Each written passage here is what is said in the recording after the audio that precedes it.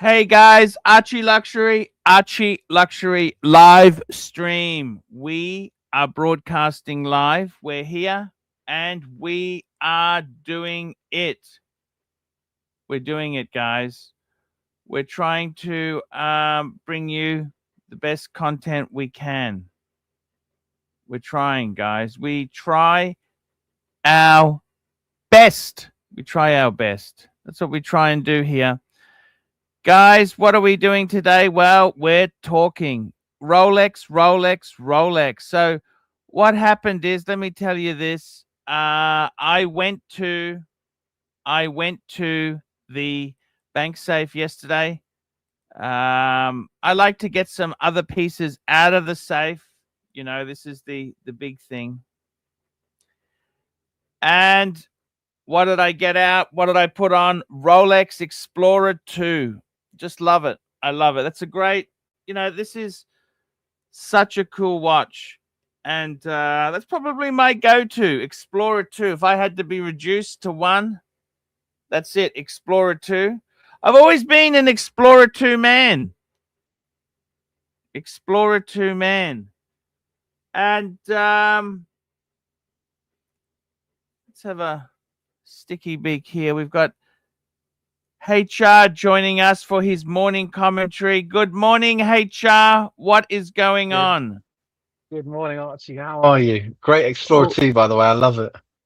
Oh, man, it's a great watch. I can't believe you sold yours, man. I don't understand. See, I never really get the truth. Because you throw so much shit at other people, you can't open up and explain why I've already told you, Paul. And I've already told you. So since Mummy bought me the bluesy, the other two I just don't wear, so I'll flip them, big boy. I just found the bluesy such a scratch magnet. That's what kind of pissed me off with it. I mean, I could have kept the Explorer or the bluesy, and I got to tell you, I like this under the radar shit. I mean, Paul, we're two different men. I like in your face, look at me, at you. That's why I wear the bluesy, Paul. Do you know what I mean, Paul? But it's such a scratch magnet. That's the only thing. And but when I get it serviced, Paul, they'll just polish them out and it'll come back looking brand spanking new. There's only so many polishings you can do before you hit oil. But okay, fair enough. You did humanities. You didn't do that. You didn't do STEM, did you? I don't know what STEM is. What's STEM? We don't have that in the UK. Science, technology, you know, all the mathematics sort of subjects. I don't know. So at GCSE, I did maths, physics, biology, chemistry, English literature, English language, and double mathematics and RE. Okay, so because it's physics, you know, so you can only polish out so long before there is nothing else to polish. But after my first polish arch, I reckon I'll have a day date and a sky dweller, so I won't be too concerned. What do you think about that, Paul? Sorry, what's that again? Sorry, the sky dweller what? So I think after my first polish, by that time, I'll have a sky dweller, blue dial, oyster, and a day date 40. What do you think of that, Paul?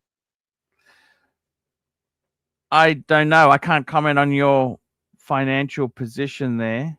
No, but what do you think about the watches, Paul? What do you think about the watches? Nice 3-piece combo meal deal, fucker. Well, I don't understand why you had a nice combo. That was a perfect set. Bluesy, Explorer 2 no, black, it wasn't. and a date judge. No. Let's be honest, Arch. Look, you haven't got a date just. The date just. Are you short of money? Are you short of money? No. Well, Archie, you saw my Ralph. Archie, you saw my Ralph Lauren.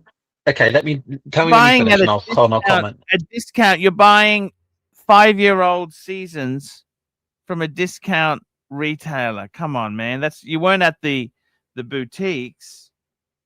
Have you finished? And I'll comment. Okay, I'll take it you finished. I'll take it you finished. Archie, am I facing financial hardships? Archie, my mortgage is £200 a month. I've got wardrobes full of Ralph Lauren. I've got a bluesy that I didn't even buy. I'm driving it.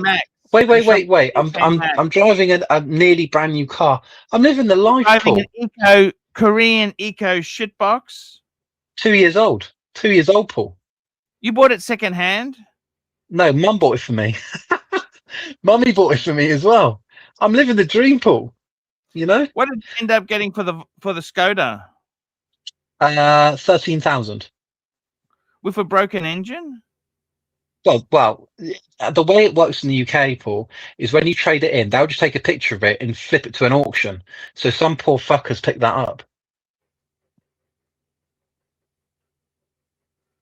And you know, one thing I've thought about, Paul, is a lot of people say, you know, things are better when you earn it for yourself. You know, you earn your money, you buy your own car.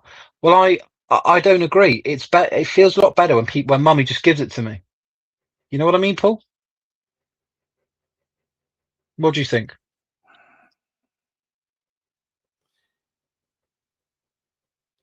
How old are you? Just turned 31. Sure. And you're trying to give me life advice? No, I'm just sharing my opinions. A lot of people say it feels better when you earn it. Well, I'm telling you, it doesn't. It feels better when it's just given to you on a plate. Just hang on What do one you think, tick. Paul? Just cover me for a minute. Cover you. All right. I'm gonna read the chats, big boy. Bluesy is for overweight used car salesman. That's 100% there, bud. All that education and you fire people for a living. Yeah, that's quite funny actually. I quite like that. What else are you fuckers saying? It actually feels worse. Cuzzy, bro, wearing the bluesy. Hey, Cameron, that's a Rami kettle, bro. That's a Rami kettle. Do you get me, brother? I've just been Ladypool Road with my bluesy on in the RS3, cuzzy. And I've been out with ABC and we've been fucking having the smart VIP. You get me, bro? The smart VIP, the smart VIP, the smart VIP. Man, that was great to have you covering me. It's good to have you. You covered me for a couple minutes. That's wonderful, man. I'm a long time fan, first time panelist. It's great to be on the Archie show. Cuff me. Tell me, I got to tell you something. I'm looking at getting rid of some fucking watches. All I really want is the Explorer 2 and the Speedy. I'd like to get rid of, ditch the rest. Yeah, Archie, flip those fucking Bragays. Do you know how much they irritate I've already me? flipped one. Flip them. Flip those fuckers. They are. Listen, I know you hate my guts, but I'm telling you, those watches, they are awful. Keep the Speedy, keep the Explorer 2, and buy the Tie Hooker Bluesy. What do you make of that, Paul? I didn't enjoy the Bluesy that much. I found it a bit. Bit what? Archie, let me show you what I'm going to wear tomorrow. Put me full screen. On deck? Is he coming on? Is he on deck? Put me full screen. Put me full screen, Arch.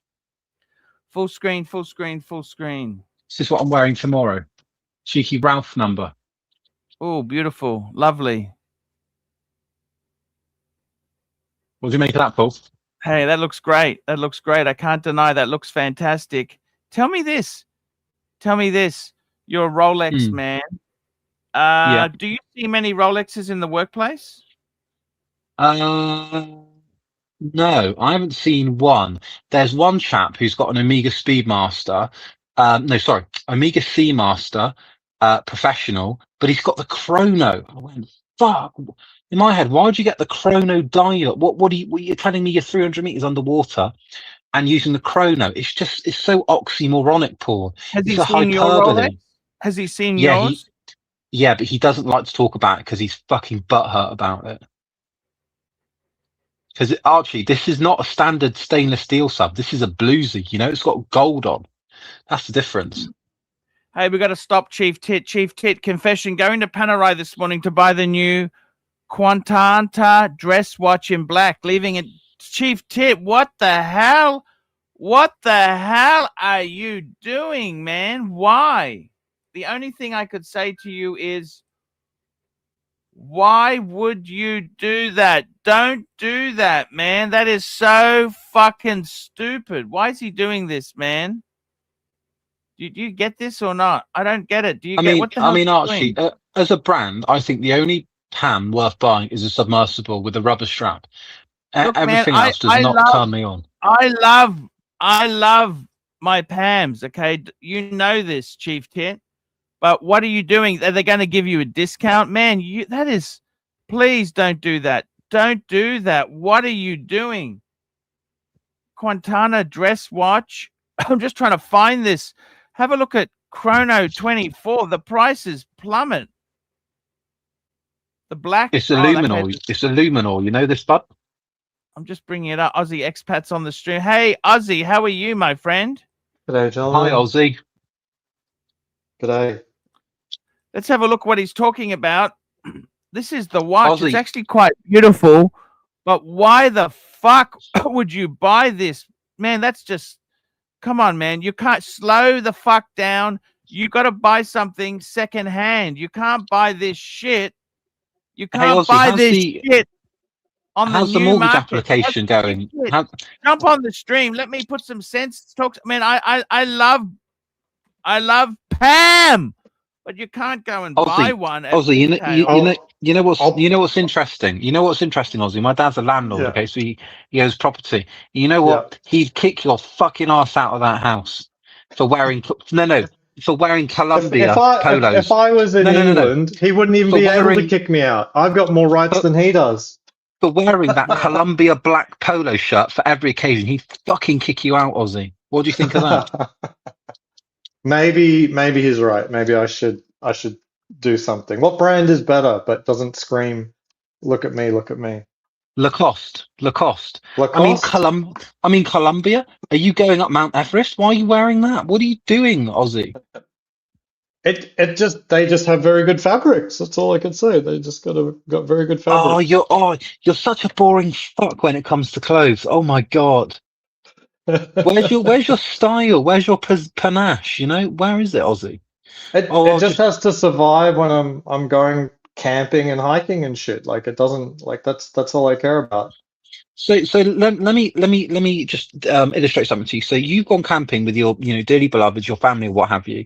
A bear comes out of nowhere and ravages you, and you're dead. And you know what they're gonna find you in a Columbia polo. Columbia.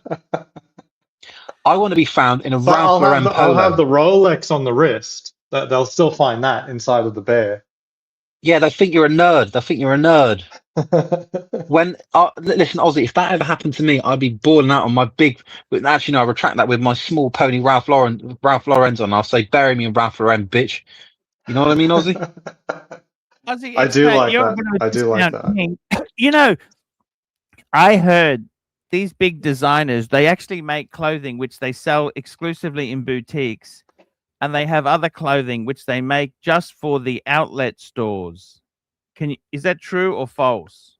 That's what I picked up from HR over here. Listen, I had to look it up. It is true, but all of the ones I buy, I make sure there's a TK Maxx coding. Mine's all legit, Paul. What do you make of that, Archie? I didn't say they're not legit, but they actually have special stock for discount store as opposed to the boutique. And listen, Paul, Ralph Lauren is Ralph Lauren. As long as it's full price, would you pay full price? No, fuck no. Listen, Paul, Ralph Lauren is Ralph Lauren. As long as it's got the horse on with the little man on with the stick. What about the bear? The Paul. bear's actually quite good. The bear. Do you buy anything with the bear on it? The teddy bear? The teddy bear? Yeah, that's actually the really, really expensive line. What, Psycho Bunny? Oh, no, Archie, I've actually got one. Do you want to see it? Okay, I guess not then. Great vid, Arch. Great vid. That's exactly right there. You hit it on the head. Did you just have a mini stroke? Because you kind of turned off a bit then, Paul. No, I'm just thinking about something, that's all. Are you thinking about me, Paul? Or the Bluesy? Or my Ralph Lauren collection? Always thinking about you. Oh, baby. Oh, baby. So who's in the chat? Easy on deck. Archie, he's in the back. His device not connected. It's like you when you try and... See, Archie, this is the thing. All of these people that do it, it's not me. You keep saying it's me. It's not me. I'm not that retarded. I know how to come on the stream. Can you just accept that, Paul? Oh, I'm talking to you. Yeah. Yeah, thank you.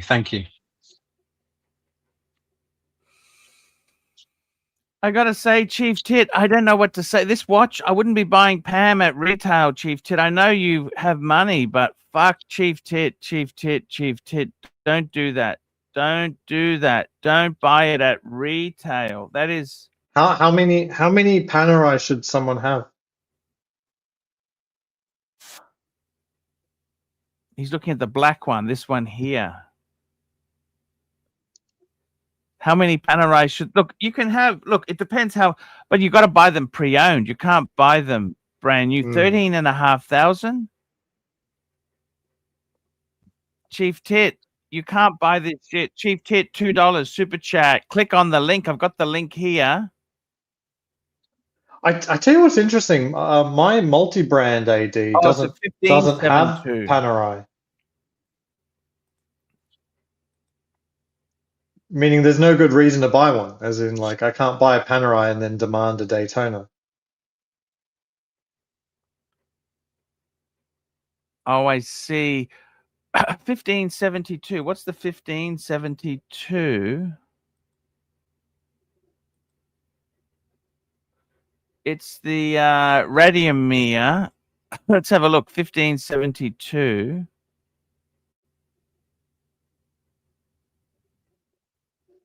$1573, 1572. Oh, this one here. I love it. 10,000 bucks.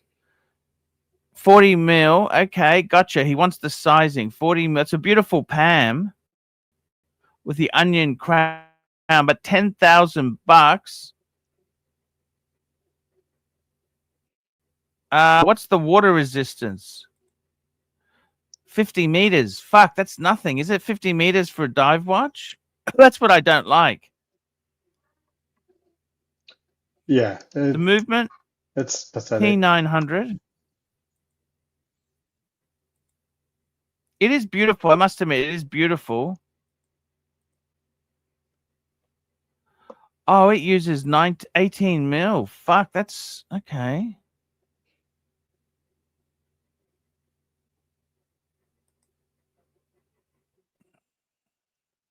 HR's left us alone for some reason. Chief Tit, you'd have to buy this. You've got to buy this pre-owned, Chief Tit. Pam 1572. Pam 1572. Let's see what Pam 50. What is it? 1570.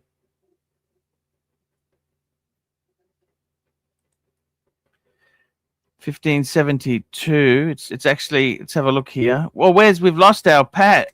We've lost HR. Where's he gone? Hey, HR, where are you gone? I didn't give you permission to leave. See, look at this. That's US dollars. Okay, so we should put that into Aussie dollars for him. Let me put that.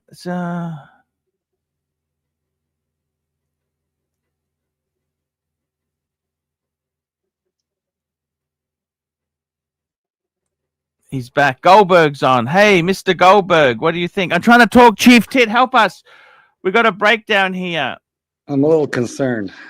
Horror breakdown. Member for 10 months. Isn't there a problem with fakes for Panerai? Well, if you're buying it from a good dealer, it shouldn't be a problem.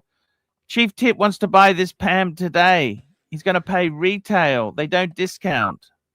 You know, he did have a frontal lobotomy, so I'm not entirely I like sure. the blue one. If you're going to get one, the black one, the blue one, or the white one. I think the blue one is nicer. What do you think?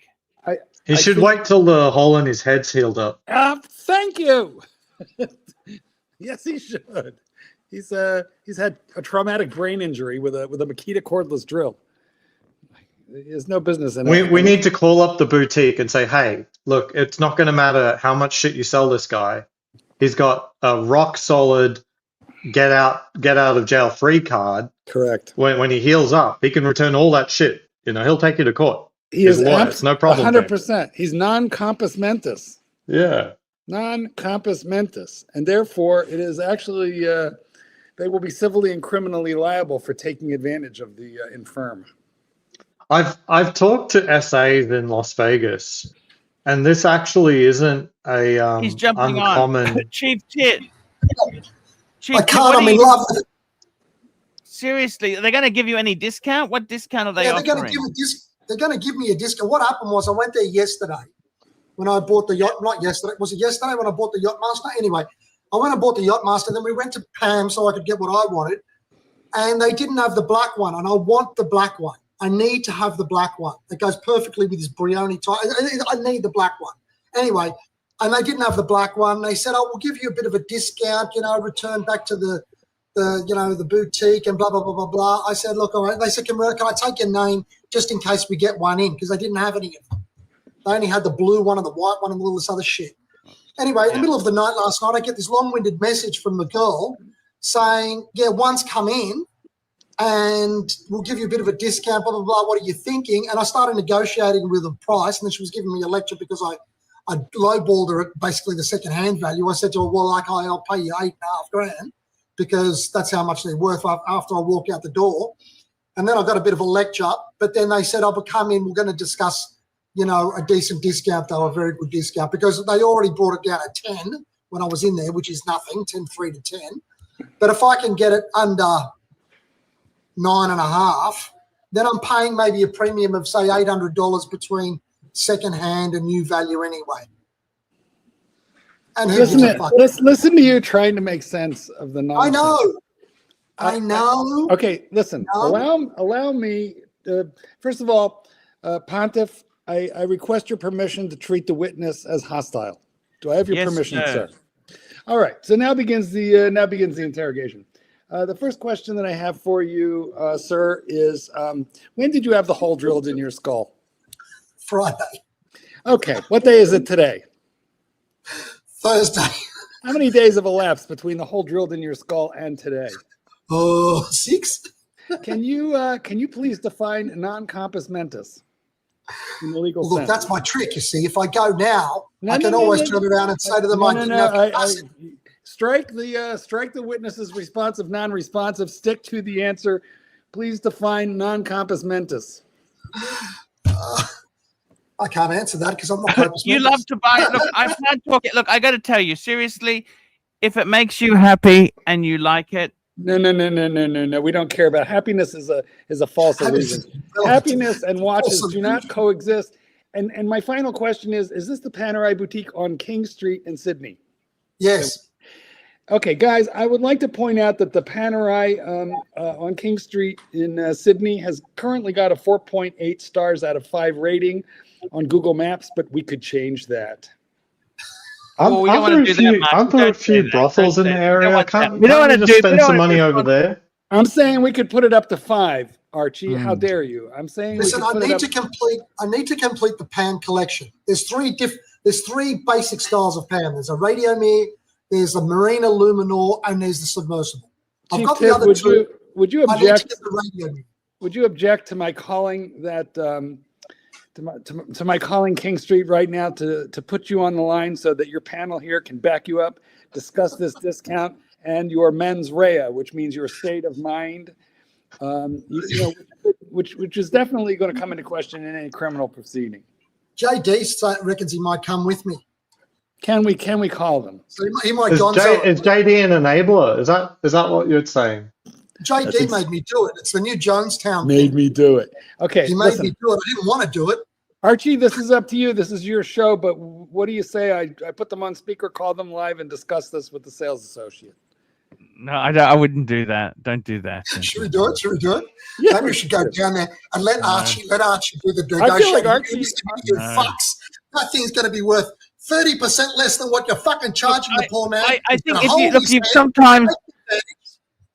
sometimes you've got to buy what you want. If you really like it, don't say we didn't warn you. But look, they are beautiful. I love Pams, but none of the dealers have any of this stuff, Chief Tit. None of them have that. That's the problem. The problem is getting a 40 or a 42 in an automatic in the Radiomir is actually near on impossible. Yeah, because nobody wants them. It's the dog in the range. It should be discounted heavier. But they're not for sale. There's a couple in Hong Kong, the 620 with a micro rotor, but they're close to 9,000 anyway with box and papers. Archie, don't you think you could help him haggle like a bitch?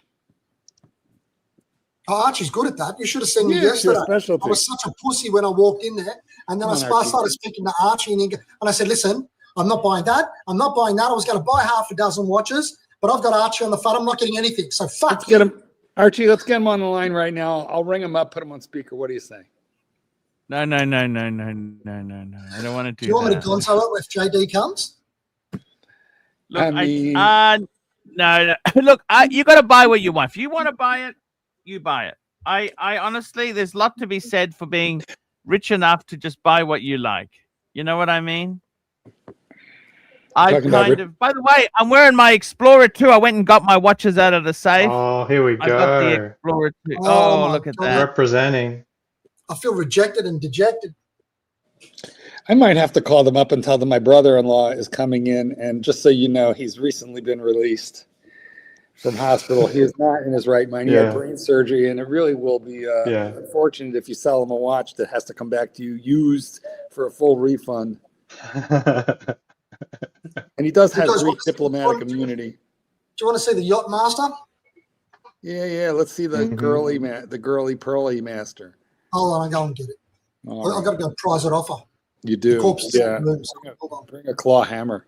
I don't know, guys. I don't know if this is a good idea. I feel like it's too soon. Oh my God. Panerai.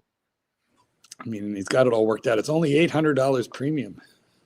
I No. don't even buy that many Rolexes each year. Yeah, in the first year it came in thick and fast, but I think I've only bought like one Rolex a year last 3 years. Why can't he gonzo it? It seems to be like the perfect gonzo. Oh, no, I don't want to put him under pressure there. You know, it's not fair to the staff in the store, you know. I see. Well, I have severe concerns about our friend. I'm not sure he's well enough to make decisions like this. We better talk to his caretaker. Is your wife available for us to discuss this with? There it is. You like it? Closer look. Yeah, I mean, you know, I think it's nice. It's probably, you know, It's beautiful. It's a beautiful watch. That's I like lovely. platinum It's beetle. it's a very comfortable watch, actually. Mm. Much more comfortable than the blues. What year is it? It's a 2010, I think.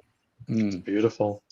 Yes, I love the gold bezels and the platinum bezels. They're just so Yeah. fantastic. I must say, the champagne dial, you've got to really see it to appreciate that. Mm. Yeah, it's nice in the flesh, Good guy, Madman has a two-tone Daytona with a champagne dial, and I never really liked it until I saw it in the flesh. It's just gorgeous. The champagne dials are gorgeous. Mm-hmm. Yeah, it's nice in the flesh, isn't it? 100%. And the finish on the dial doesn't degrade. You know, it's particularly fun. to look I went at. to a bar in Auckland called Flush. Nice thought, Titty. Says Danny from Essex. Well, I'll tell you what I would like to have again. One of these days I would like to buy a 116622 or a 126622 with the blue dial and the platinum bezel. We got a super chat just come in here from Panerai Ferrari. Sorry. Here we go.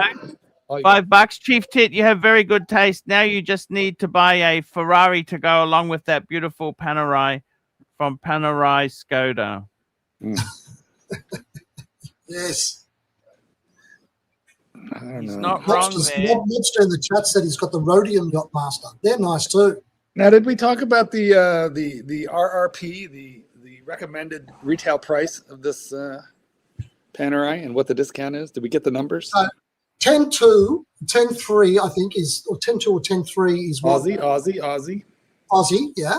Yeah. And I said to them 8.5. They told me get fucked, but come to the shop so we can give you the discount. Yeah. Well, there you go. So I'm thinking early 9s. Mm-hmm. But if they start this bullshit about 9.9, I'm going to say no, fuck off. That's ridiculous. Well, you know, I want to call you crazy, but I can't because I bought this stupid thing. So, I mean, this is very pretty. It looks good. But hold on, it's very pretty, but it's shockingly expensive. What sort of money are you talking?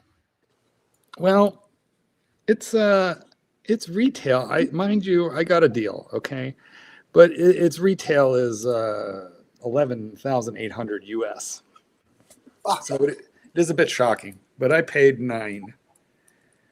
$99999. Well, you clearly wear it. I paid Nueve. Yeah. And I do like it. It's quite a nice watch, but honest to God, $9,000. It's kind of a lot for a very niche brand as Glashütte Original. Yeah. Very What nice. does everybody think of that, of the Glashütte? Well, I What do mean, you it think? is. Ozzy, what do you think of it? I know you Look, like it, Mark. I You bought it. honestly, the Glashütte, I honestly stay away from those sort of brands. I've tried to tell Mark those it looks very nice, but oh fuck, to sell that shit. By the way, Panerai is unsellable. I haven't been able to sell. Speaking of bad decisions, I love Pam, but you are going to be stuck with it. But the Chief Titter doesn't matter. You don't sell anything. You've never sold anything, have you? Never, not even once. No, Nothing. no. And let's face it, Panerai, I think you got some. You're quite sensible. You don't just go ballistic on the collection. You like what you like, and that's it, really. You know what I mean? Yeah. Look, you know what I meant by there's 3 categories of Pams? This sort of completes it. So I'll have one from each of the different sort of genres that they've got. One Radiomi, one Submersible, Yeah. and one Luminor. You know, it's a even watch. watch people don't distinguish between Panerais. Like Panerais if used you to come be across so a watch cool. with Do you Panerai, it's remember that? Panerai. You're wearing a HR? Panerai. So not HR. I mean, Panerais used to be so cool. You remember that? 2000s. What Yeah, went but, wrong? you know, Can I ask you Sylvester that? Stallone and Schwarzenegger used to be cool too, but that was a long time ago. Yeah. Well, I mean, Schwarzenegger's sworn off Panerai. He feels hard done by that brand, and he's a full Rolex guy these days. He's a What smart did he guy. say? What did he say exactly? Oh, basically, well, there was a real. I'll try find the link. There's a famous letter he actually sent back to Panerai saying basically I basically did everything for you. I single-handedly brought this brand to the forefront, and you've never done anything for me ever. You didn't give me any money, because they needed money, because I wasn't rich enough, Let's see. I think it was Periscope And what who happened then? uncovered it. No, that was it. He's a Rolex guy. Simple as that. Rolex guy.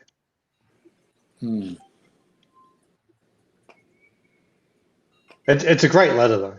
I'll find it. It'll take me a minute. 1 I minute. thought it was Sylvester Stallone that sort of made it famous.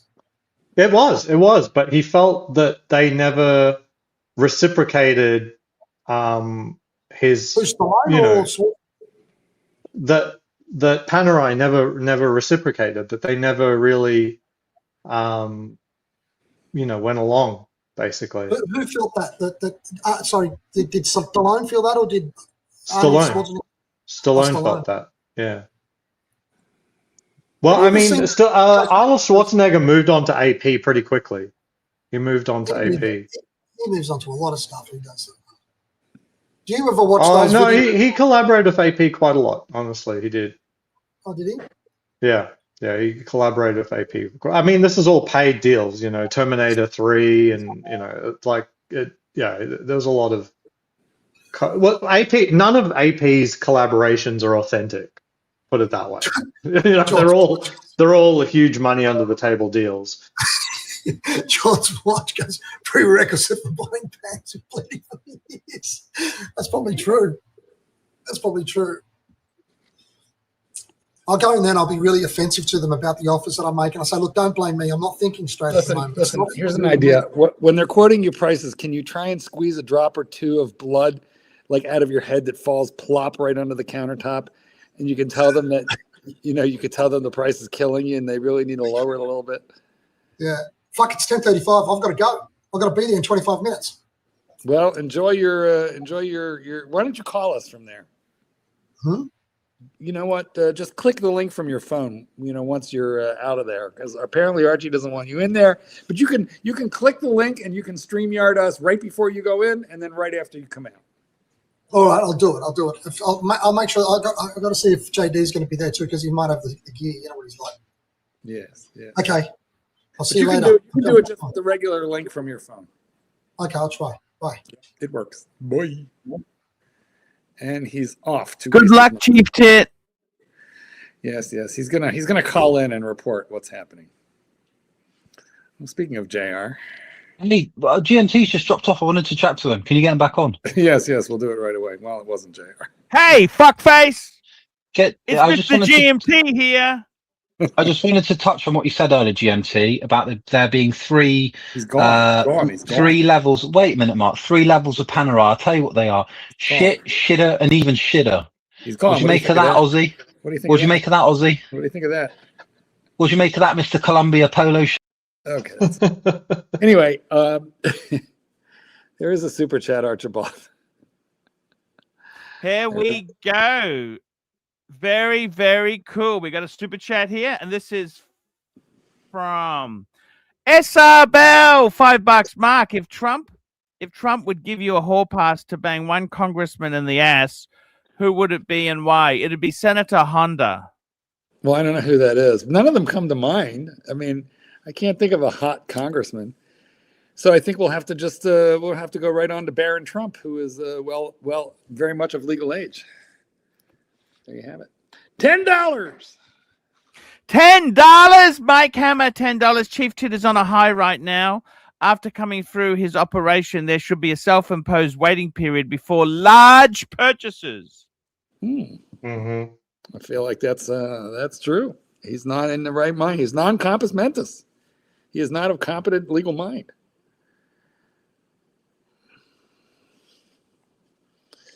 They're scheming I can do this. I can do this article. It's really good. Yeah. If anyone doesn't know Periscope, he's a no nonsense journalist within the watch space. He's as honest as they come. No holds barred. Mm-hmm. I've got the screen shared. Archie, you got to do it for some reason. Well, hold on. Now. Oh, okay. Here we go. Yep. There we go. There we go. There we go. There we go. Yeah. Bye, Panerai. And you'll notice like all of these contemporary shots of Stallone. He's wearing Daytonas. Bye, Panerai. He's got a Patek there, 5711. That's a GMT, looking good. What do you think of that? Look at this, Daytona. He's a classy guy. He's mature, How big doesn't is his he? wrist, though? Like Daytona should wear small on him. I know these are classic Daytona. Looks great. Yeah. Still looks fantastic. But Truthfully, Panerai so basically in 20.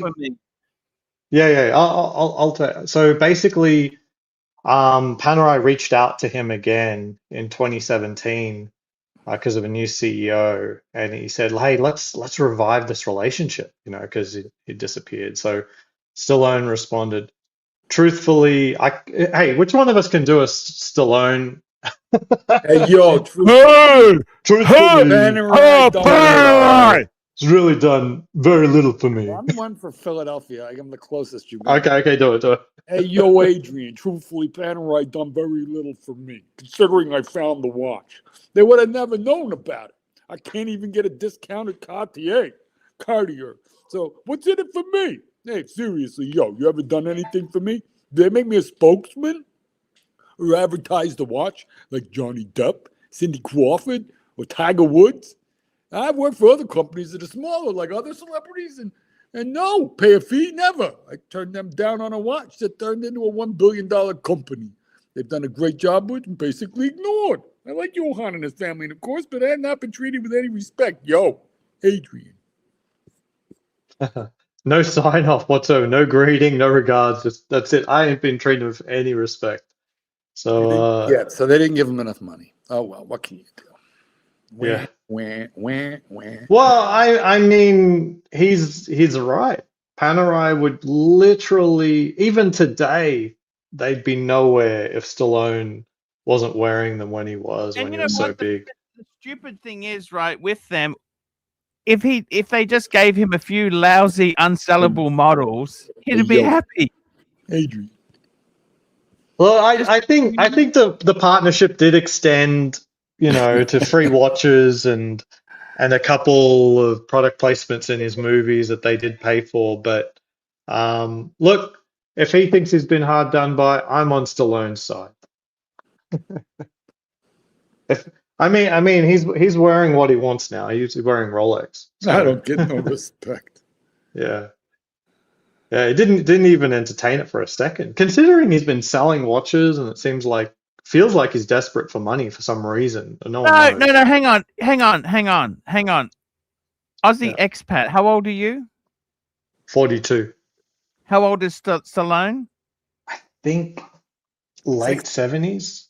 Yeah, nearly Let's 80. see. Okay, so he's at a different phase in life to you. Okay, Yeah. he's exiting and he's thinking, what the fuck? If I die, all of this shit, what's the point of it? He's thinking, you know what? Why don't I get rid of some of my baubles and just make it easier? You know, have a simpler life. Can you blame him for that? 79. Boy. No, I'm not. It just seems like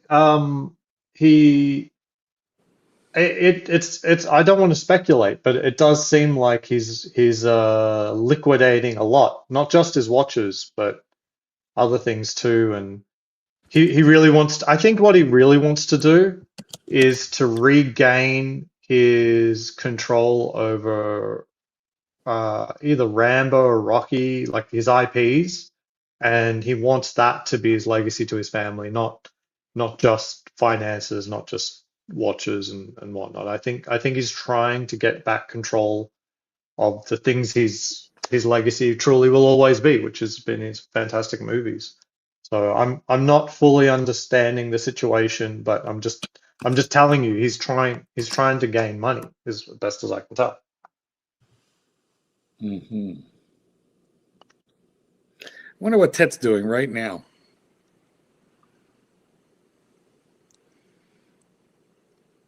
Was on his way, right? He's in that Uber, making his way to King Street. As we dude.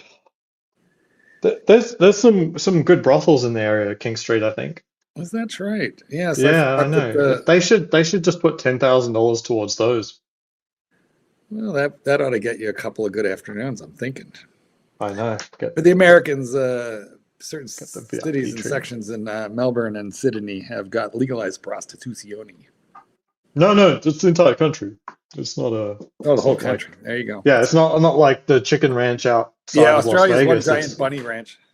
Yeah, but I mean, like Switzerland's also another country where it's just legal. But in Switzerland, actually, there are specific visas for ladies of the night where they can get a working visa for like 30 days, 15 days, I think maximum 60 days.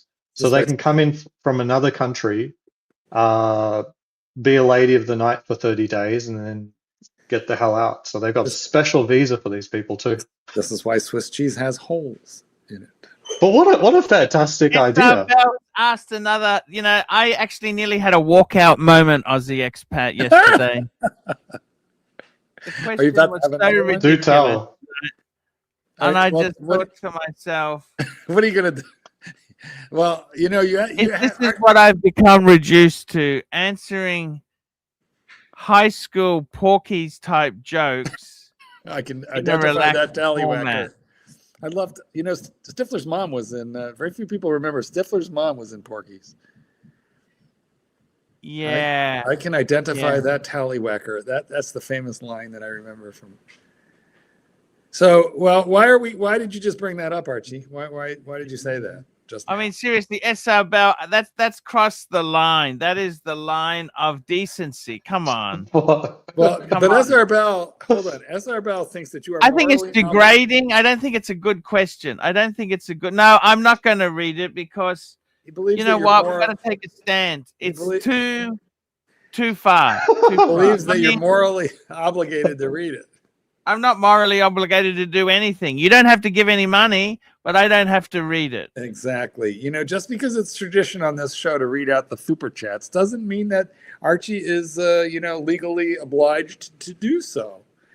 But I think, SR Bell, your homework is to find one that's not so far over the line that Archie gives up in disgust and retires. I think it's to find one that pushes the boundaries and makes him think, upsets him, but doesn't upset him to the point where he won't read it. So I feel like you've got a little bit of homework to do. Well, you don't have to read it. You can provide an answer. $500,000. No! $500,000. The answer is no. Okay, the answer Half is a million. Wow. I have questions about that. I don't know what the lowest number would be for me on that one.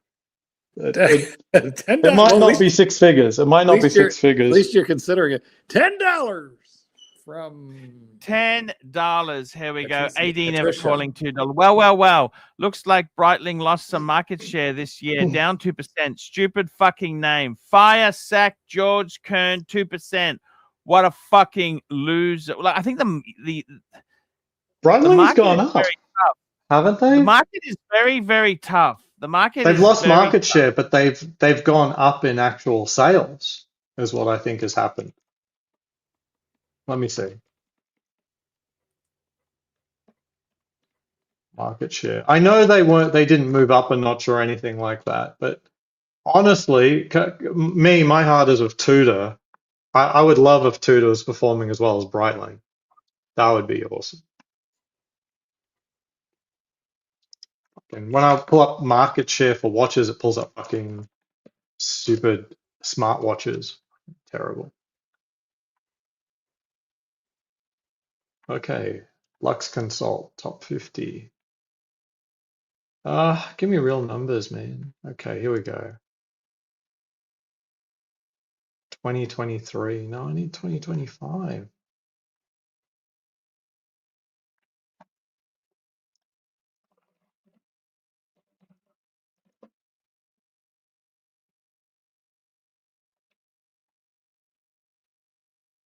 What does it say?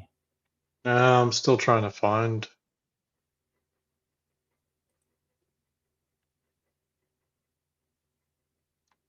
Morgan Stanley, 2025. Okay.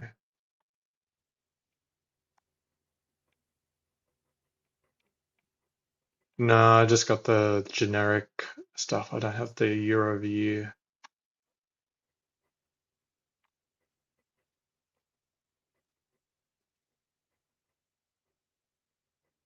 Interestingly, none of the brands actually switched from 2023 to 2024. Although I think Breitling overtook Vacheron for 8th place. So, yeah. You know, Richard Mill's about to overtake Patek. In sales or volume? Sales. Wouldn't be a surprise if they overtook this year.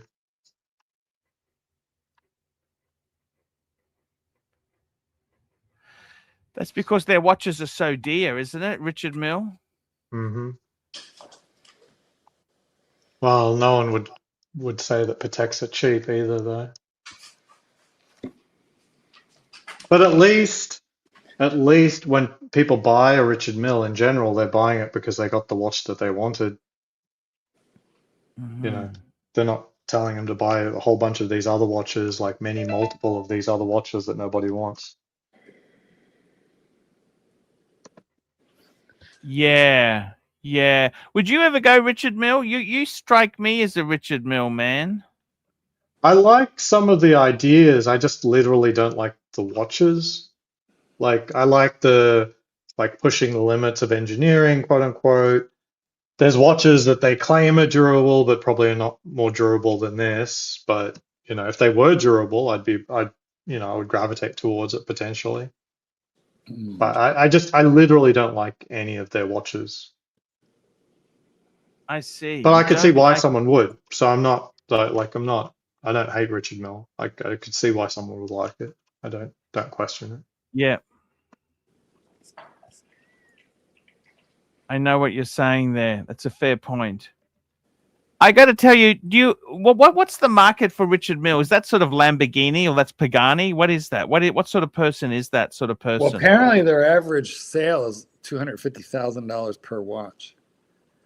Wow, that's extraordinary. I mean, you know, some of them are obviously a lot more expensive. That's cheaper than the average Lamborghini, isn't it? Well, I don't know. I haven't priced them up lately. Yeah, so that's definitely hypercar territory, not supercar territory. So what's the difference between a hypercar and a supercar? Well, I mean, I think if you round the clock back 20 years ago, there wouldn't be a distinction, just because the volumes and stuff. But I mean, a lot Now, of these. Esther Bell, that's just that's crossing the line, racist line. I mean, I love Chinese people. I love black people. I love mixed race people. I love them all. I don't want to be sprouting negative comments there.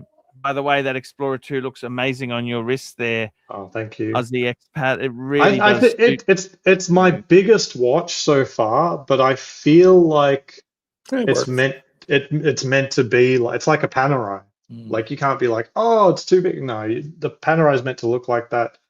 The modern Explorer 2 is this. Yeah, I know there was a 40 mil that was quite delicious too.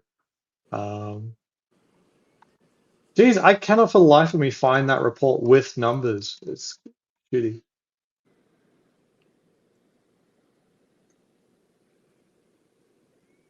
Have you ever thrown your financial position to AI and asked it, how are you doing? Oh, I do that all the time.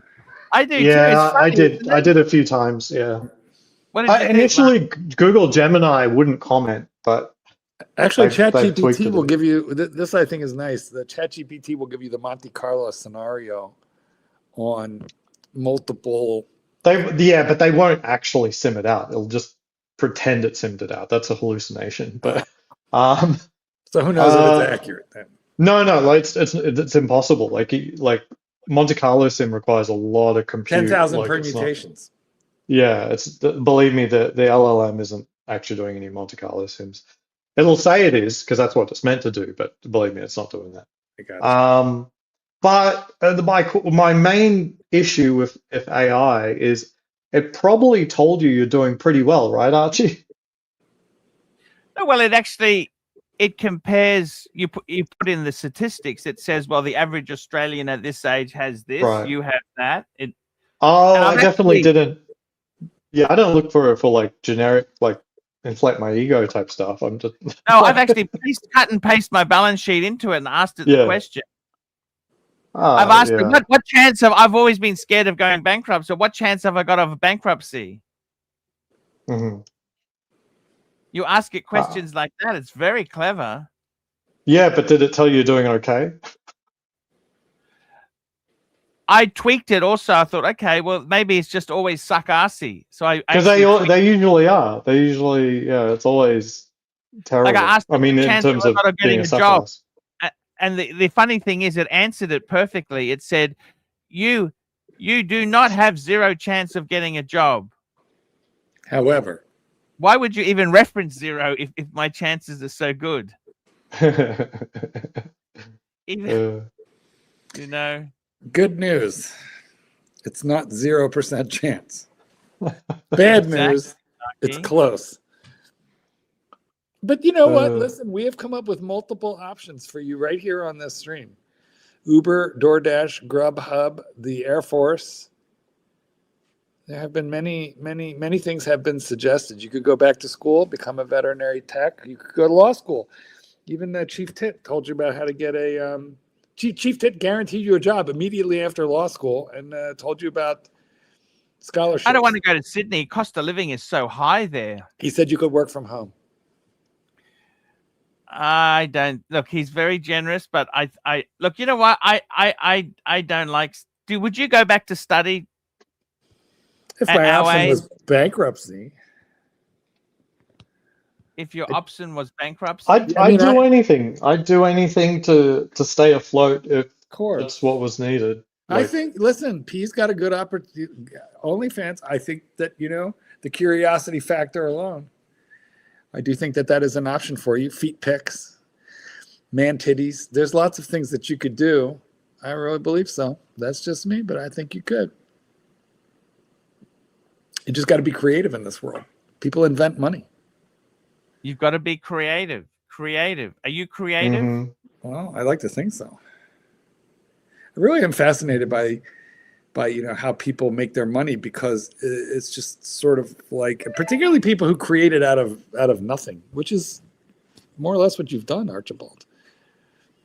Yeah. In other words, it's like, don't get me wrong. I think it's highly respectable how you, Aussie expat, you know, developed a skill set, worked for a company, managed to move your way up through these various companies until high earnings, and then what you did with that. But at the same time, that's a career track. But a lot of people just jump out the fucking airplane without a parachute and have to, you know, there is no large company and you know, to create that pathway. Mm-hmm. And that's just creation of money from nowhere.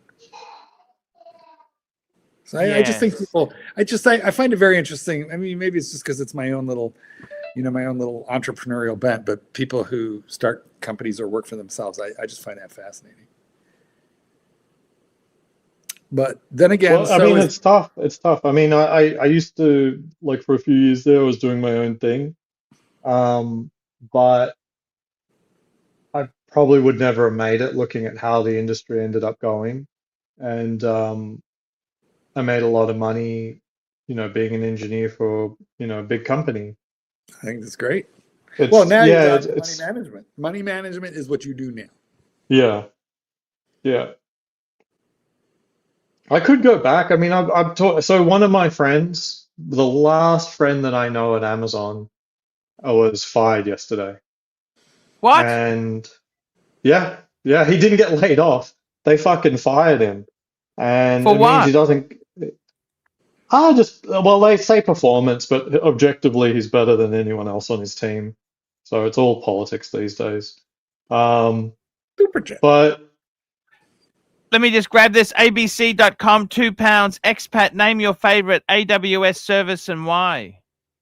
That's Amazon service. I'll go with S3, the OG, baby. Now, I've never worked on S3, but I've always been very, very impressed. And it's sort of like a foundational service for any other service, honestly. And they keep coming out with really cool new stuff with it.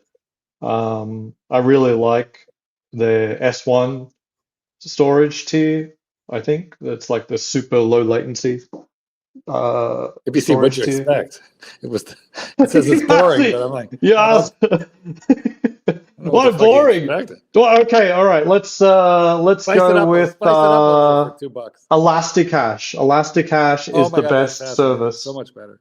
Yeah, Elasticache is the best service. Who wants to manage Redis databases? I don't know anything about what the fuck you all are talking about. No idea. I don't understand either, I must admit. Well, you're the IT guy, Archie. You're supposed to know, but please don't tell. Please don't explain it. Just don't explain it. We've only got 117 people in the audience, so we don't want to lose any of those. Yeah. What were we on about before the super chat? It was money. Yeah, and like it's hard to run a business, hard to be profitable. Like I saw some really stupid ideas in a Reddit where they go, "Oh, what would you do if you got like $5 million? If you got $5 million, what would you do?" And someone said, "Oh, I'd open up a Hot Wings franchise." Like as in like just one of the thing. I can't remember, like Buffalo Wild Wings. I'll open up a Buffalo Wild Wings. And he says, and then I say, wait, what are you talking about? What's the economics of opening up a Buffalo Wild Wings? You know, those make a lot of money. You could be making like, idiot knows if you're $2.5 million up, the first thing you do is buy a house with a 30-year roof. I think he's referring to you, Goldberg, in Chicago, talking about roof repair. I do need one. A Japanese Japanese shit box, and then you put the rest in the market. Yeah. That's your base. But this guy, he said, "Oh, you know, I can open up a Buffalo Wild Wings." I said, "Well, how much is that going to get you?" And it's like, "Oh, it could get you between like 100 and 200,000 profit at the end of the year." That's kind of shitty ROI, isn't it? Yeah, I know. I'm like, well, he's not going to spend all 5 million. I imagine it doesn't cost 5 million to open up a Buffalo Wild Wings. Just but it would consume your entire life, and you're getting, you know, maybe. You know that. Maybe. Fucking hard work, and then you got to get all these minimum wage workers, chicken, it is the bad worst customers, drinks, honestly. And you're looking at and I said, but if you literally did nothing, just put it in the market, you could have 500,000. Correct. At the end of that first year, you could have half or more. Or it's like, why would you break your back to get?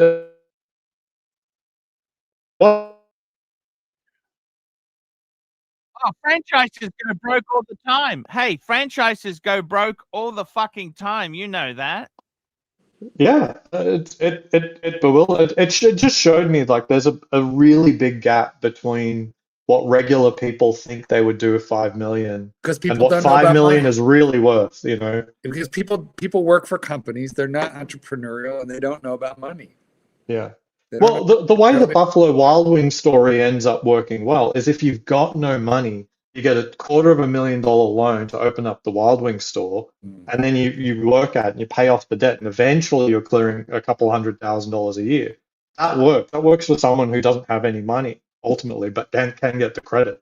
Well, But to go in there with 5 million flush and say this is how I'm going to make more money it's just wild. yeah, with $5 million, you might as well just invest. I don't know. Buffalo Wild Wings is one of those franchises, I'm sure, who demands a certain net worth to get in. They don't bring in people. McDonald's. They won't let you in without having a certain. Correct. Yeah, I think they want like $1 million or something. at least, McDonald's. and that's probably liquidity, not just net worth. You know, Chick-fil-A, number That's one the in the weirdest country model. for sales. Yeah. Yeah, so Chick-fil-A, I think they require $500. It's Something like that. It's a $10,000 buy-in. Here's how it works. It is very weird. It's not a typical franchise at all. In fact, I'm not even sure you call it a franchise. But to buy in, it's $10,000. They will give you only one store, and you have to work at that store like six as the owner, as the managing Operator. partner. Yeah, as the operator, you got to work there like 50, 60 hours a week. You do all the firing, you do all the hiring.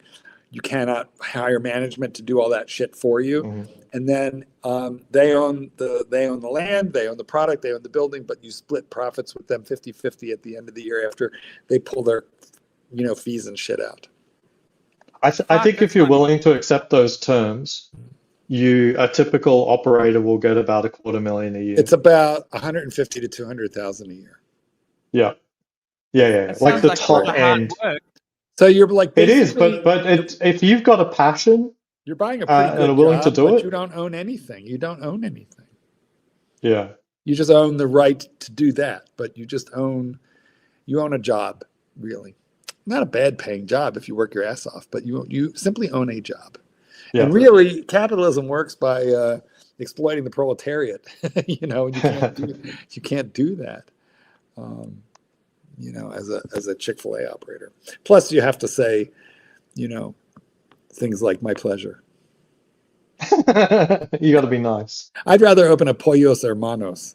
Remember Gus Fring from Breaking Bad with the Pollos Hermanos chicken chain?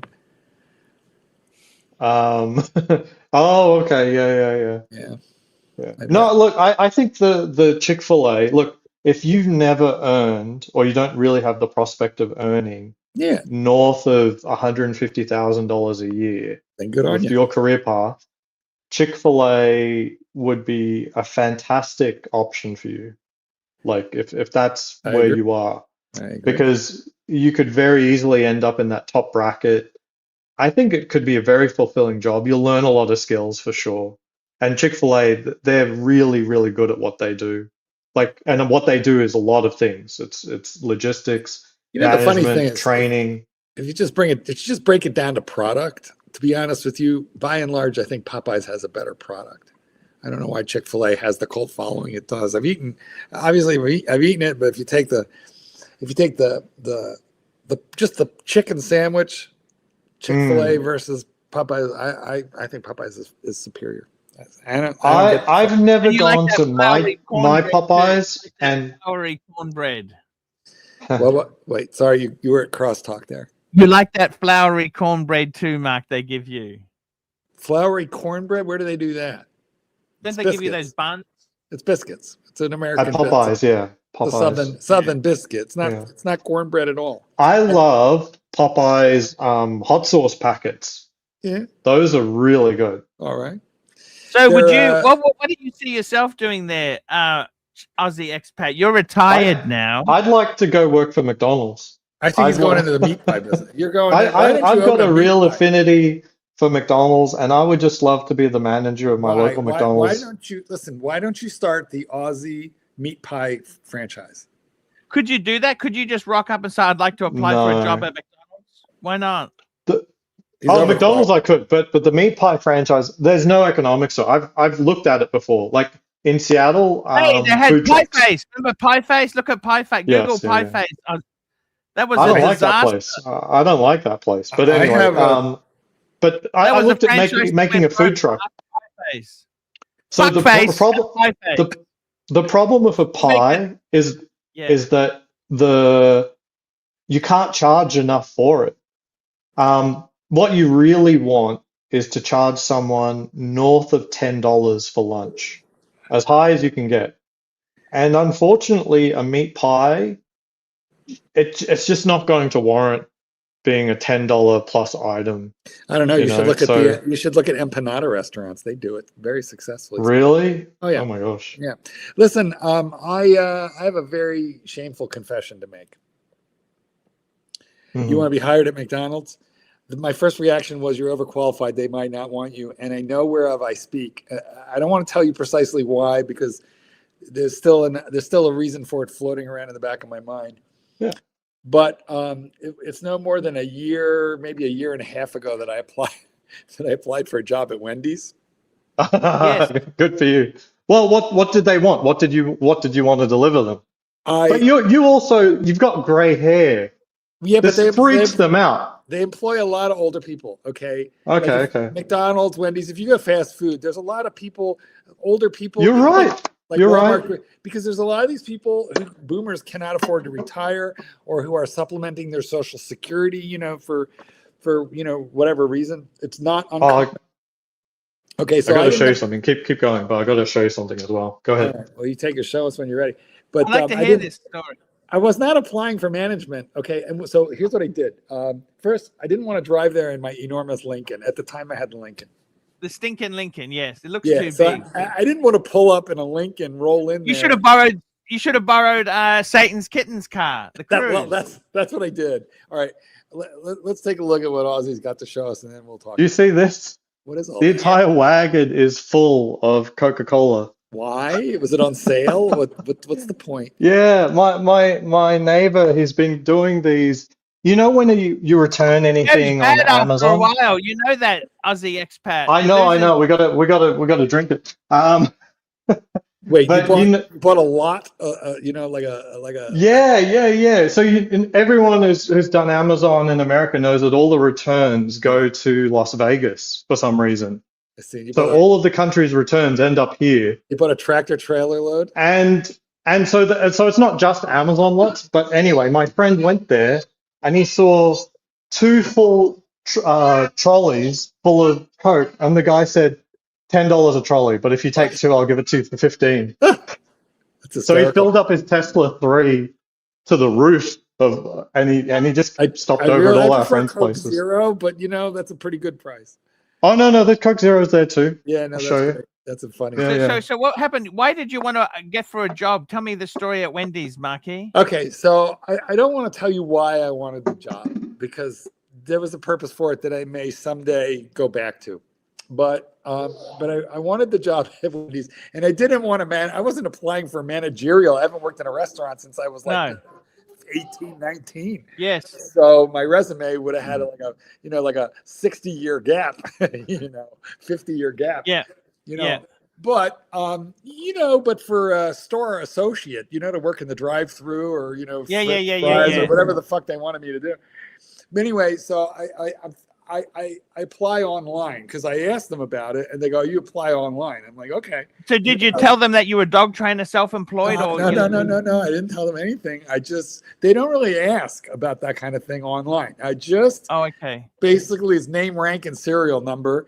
Are you available weekends? Are you available evenings? Okay. So I put, and to be honest with you, I was actually a little worried about this because, at my age, I do have a certain amount of aches and pains, and I don't know what it would be like to hustle around a restaurant for 8 hours a day. It might be tough. Yeah. Minimum wage. Well, one would figure, right? So anyway, it comes the day of the interview, so I get the response. There's an interview. Did you wear the gold sub? What watch No, I did you didn't. wear? Sorry, That what would've watch been did you awesome. wear? I'm gonna I ask did- this. What watch did you wear, Marky? I did not wear an Invicta. I don't remember wearing anything. If I would have worn any watch at all, I would have put on a G-Shock, right? Yeah. You know, because those are grease resistant. Okay, so the day of the interview, I'm fucking nervous. Yes. That's awesome. I'm actually nervous. And Yes. because like I really, to be honest with you, I had a project in mind. I really kind of wanted this job, but I'm trying to think the last time that I interviewed for a job. This is a good story, Mark. I'm really keen on this. Go on, go. I got the same urges myself. Keep going. Yeah, You're well, a multi-millionaire. You're a multi-millionaire, published author, successful. Okay, there keep I am. going. Yeah. But the last time I interviewed for a job, I think was like 1979 or 1980. You know, it's been a very long time.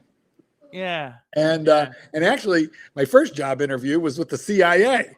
Okay, and that was yes. Okay, get back to the Wendy's story, please. What happened? Well, so I was very nervous, and anyway, so I get the time and the date, you know, and the store. Like, this is the store where I go all the time. But I'm figuring they're not going to know me. I mean, like, I go there, I go through the drive-through, but like, My McDonald's knows me. see, that's not a good sign, quite frankly. You know, but okay. So what happened was I decided the last second I realized I can't drive the Lincoln, you know, because they see me parking right. So I borrow the kitten's car, which is like a 2017, 2016 Chevy Cruze. You know, it's in good shape and all, but it's more appropriate, you know, and I did not put on a roll. I made sure I didn't wear a watch that was expensive. I didn't dress nice, but I didn't dress badly. I kind of, you know, in the middle. Yeah, I understand. So I get there and there's like people, you know, at the counter working, but there's also customers ordering stuff. And I don't really know.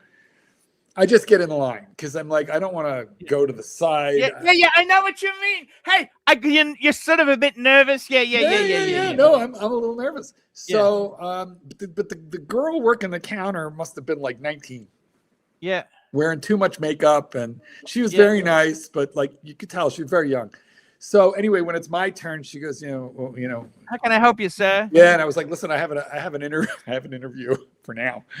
Yeah. And she's like, oh, one moment, please. And she goes into the back, and I see her talking to like an adult. Yes. And he pats her on the back, and she comes back a moment later and says, please have a seat. Someone will be with you in a moment. Yeah. Okay, so I just sit down at one of the. I sit as far from the counter as I can, you know, and 5 or 10 minutes later, and I'm just sitting there for 5 or 10 minutes. And I mean, what do? You can't like. I'm trying. Were you early or on time? No, or how were you? I was like 2-3 minutes early. You don't want to be over eager beaver. No, I understand. But you can't be late, and I was overthinking it, and anyway. Yeah. So, but then I'm sitting at the table, and I'm thinking, okay. Normally, if I was sitting at a table, I'd be doom scrolling on my phone, but this is like a bad thing to do. You know, I feel like it's maybe they're looking at me. You know, there's cameras. I don't know. So Yeah. I just wait. And the same anxieties I have. Thank you. And I was worried. And let me tell you what happens. 10 minutes later, with a metal clipboard, shows up the same 19-year-old girl who told me to sit down. Okay. Now, I know she was not the store manager. I could see that she had gone back into the office to talk to the store manager. And she sits down opposite me, and she's got this clipboard with a list of questions. Yeah. And she asked me the first question, and I was pretty fucking nervous, to be honest with you. But when she started asking me questions, her voice was shaking. She was shaking. And I answered the first question. And then she asked me, and I'll come to questions in a minute, but she asked me the next question. And I had to stop her. And I said to her, this is kind of funny, but I haven't interviewed in a long time. I said, I'm a little nervous. And she looked at me and she goes, you know what? This is my first time ever doing this. So she said, I'm really nervous. I said, well, how about we just take it easy on one another and like, let's just get through this. You're going to be fine. Hey, I love it. I love it. Like I've got You're daughter. like a nice Larry David. I've got daughters older than her, you know, like I felt a little bad that she was all shook up, and it took me out of my nerves because like, it doesn't fucking matter. I get this job, I don't get this job. Right. Okay. But this little girl, you know, who had put on all her makeup and gotten herself ready for work that day, you know, apparently it meant something to her. And I could tell because he wouldn't have given her the job interview responsibility if she wasn't trying out for assistant to the assistant manager or something. Anyway, 2IC, Mark. It's called 2IC, but anyhow. Right. And so basically we go through why I want to work for them. And, you know, I'm like, well, I'd like to supplement my Social Security. You know, times are a little tough and I like the product here. The store's close to home. I know what here were the questions. Okay. Do you have your own transportation? I mean, like, because I think they're used to like moms having to drop kids off, you know? And so like, if you don't have your own transportation after school, stuff like that, and you're taking the bus or you have to depend on your mom to drive you, you know, then they run into reliability issues. So she wants to know, do you have your own? Yes, I have my own transportation. Are you? Yes, I got a $70,000 stinking fucking Lincoln. Okay. I couldn't say that. The Lincoln's insurance is more than the wage. It's more than what she earns in a year. You know, are you available during school days, during school hours? Yes, I can. It's like in that thing, The Intern, where it says, where do you see yourself in 10 years' time? He's 80. Alive! It sounds like I'm the ideal. I'm the ideal employee too. Like I'm only available when my son's at school. Effectively, it sounds like a good matchup. The problem is, I feel like well, let me tell you how. Anyway, we get through the interview, and when we were all done, I couldn't help it. I said, "There, you know, you did just fine." And she goes, "Oh, thank you," you know. And she and I said, "Well, I know, you know, you and management have to discuss this and everything, but like, what's basically, what do you think probably is the next step?" Because I'm really thinking to myself, how am I going to work this into my life? I sort of leapt into the thing before I had fully pieced together. Like, even how am I going to, like, can I physically handle this? You know? Yes. Because I know restaurant work is taxing. So, okay. Anyway, so at the end, I said, you did a really good job. She's like, oh, thank you. You know, it's my first time, but thanks. I said, but anyway, how's this all work? She goes, to be very honest with you, she goes, they hire anybody. She goes, they hire everybody. We are so short-staffed. The manager is definitely going to call you. She said, it's really just an issue of what hours, that they would want you to work and can you work? She goes, but you're going to get a call tomorrow. She goes, like, maybe even tonight, but you're getting a call. I didn't get a call. You shouldn't have said you were on Social Security. That I don't. She did not even write that down. All I could tell you is, I did not get a call, and I sent an email in, and then I called the next day. Oh yes, we'll get back to you. I did not get hired at Wendy's. The long and the short of it is, I didn't even get a call. I could not get hired at Wendy's. So I did think about, McDonald's, because you've inspired me. I'm gonna get my job at McDonald's. I'm gonna do that. I'm destitute. I think you have a better chance than me because you're younger. He's younger, but I advise you to dress a little bit like a degenerate. You need to look slightly more like a drug addict because I need to look like I've gone to the casinos and lost everything a few times over. Exactly. I don't know what happened. I gotta go. I gotta pick up my son. Oh, thank you so much. Aussie expat, great seeing you, man. Do you send the kids? I bet he sends the kids with Diet Cokes in their lunch buckets. How old are you, Marky? I forgot how old you are. 59? 67. 67. Okay, that's okay. It's a good age. Yeah, well, I know. I should have been able to get it. You got good teeth. I do. I have years of dentistry. So, but I feel that I could definitely get a job as a Walmart greeter. What made you want to do that? What made you want to do that? Can I ask you that? You don't need the money. Let's face it, Marky. No, well, it would have cost me money to go there. Come on. I don't know what I don't even know. I don't even remember what they pay there. Yeah. $12, $14, maybe 15 if they're feeling generous. I don't even know what they pay. But no, it was the not for the money. No, I have a project in mind, but I don't want to say why I wanted that job, but a job at any one of them would have been fine. You know, McDonald's, Popeyes, Burger King. You're right. It is nervous applying for this stuff, isn't it? I hadn't applied for anything, and like I said, I thought the girl would be laughing at me, but in reality, she was nervous because she had never interviewed anybody. But it did bother me a little bit that I didn't get hired there. And then, you know, the next thing was then I was a little embarrassed to go through the drive-through there, especially again one thing in my Lincoln. So you know, so what happened was I avoided the place for a couple of months. And then I just kind of got out of the habit of eating, you know, of going there. So I've barely been back since. I mean, a couple times. I don't mind it. They have a $5 or a $6 biggie bag, you know, which is a very good deal. Give you a bunch of food, hamburger, drink, fries, and nuggets for like $5. It's crazy good. Anyway, but I was. All you need to do is next time you go through in your link and just say, "I won the lottery." I just can't. You know what? It was a little ego. I was mildly devastated that I couldn't get a job at Wendy's. Kind of bothered me. So, if you are Wendy's management out there, you know, let me know if you can get me into to my local franchise.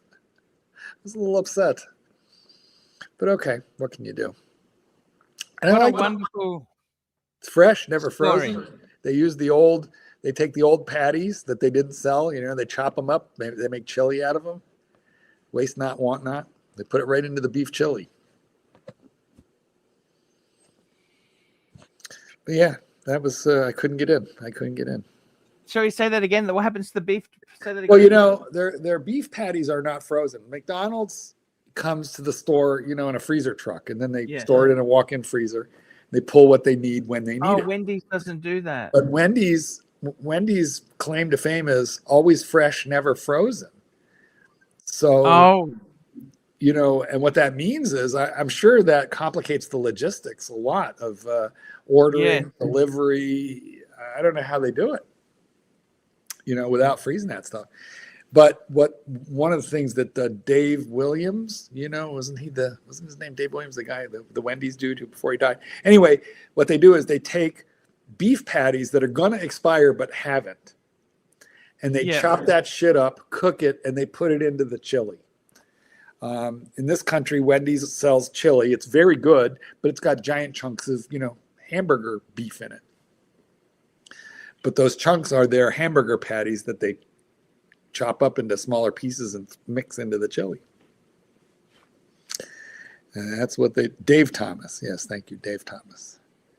And they put it in the chili overnight. Their chili cooks for a long time. They keep it up to a certain temperature, which the government, you know, health board requires them to do so that they're not, you know, exceeding. If you keep it at 165 degrees or greater, then, you know, you don't have to worry about bacteria for so many hours or days. And it's leftover burger patties. So it is. Yes. But they're not expired. They're still like fit for consumption. You know what I'm saying? That's a very fascinating story there. I don't need a lot of it. I don't need it very often. There is that. Actually, I gotta tell you honestly, Mark, I had a yesterday. Oh, Chief Tit's back. Look who we've got. Where are you? Oops, where are you? Hold on. Let me see how I do this. Hold on. Here we go, Chief Tit. Oh, it's beautiful. Oh, the black one. Yeah. The black one. How much discount they gave you, Chief Tit? I can't tell you. It's confidential. They're going to kill me. Isn't that right? Okay. Yeah. Confidential. So yeah, this is it. It's beautiful. I must say, Mark. Sorry, I must say, Chief, that is absolutely beautiful watch. It is absolute panorama. Looks like his other one.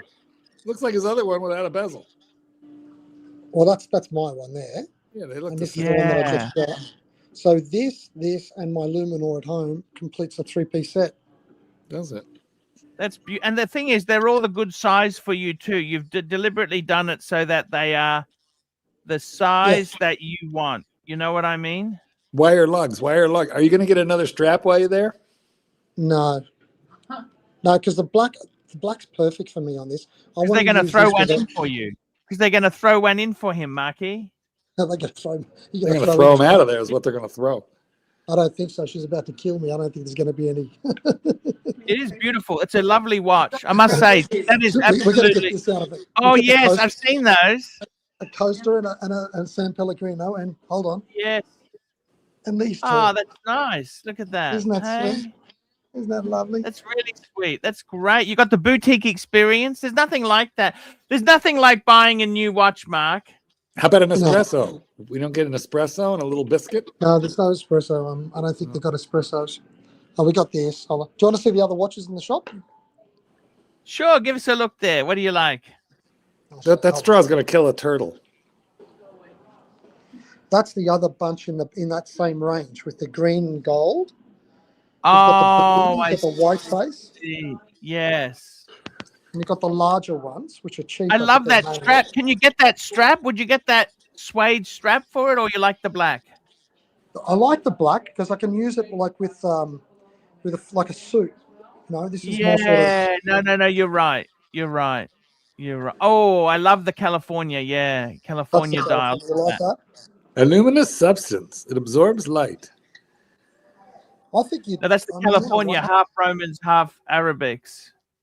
I think that your one, you shouldn't get rid of your one, Archie. You should keep it. It's like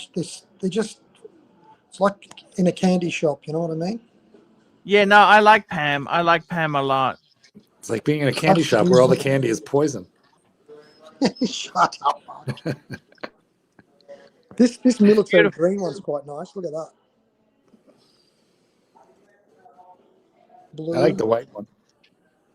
You like which one? This one? Yeah. Well, I'll show you the other parts. So we'll go out the back now. These are the sort of special ones here.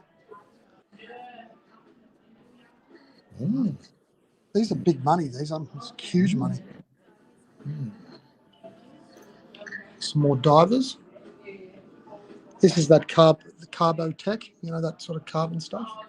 Plastic. Yeah. Some biocarbon. This is a little bit kitsch for me. I think this, like all that camo stuff, is a bit, you know. Yeah, it's a bit kitsch. You're right there. Oh, wow. Yeah. Submersible. I love that in gold. I love Pam's in gold. You must admit, they look absolutely big money. But they're big money, but geez, they're nice, aren't they? Look at that. They're beautiful. So this is the rest of the little shop here, right there. You just saw some female-y type ones. This is a massive one. Oh, I love that. I love that blue with the gold, the rose gold. Doesn't it look gorgeous? Your wrist, you could pull this off with that wrist of yours. I could never wear that, you know. It's gorgeous.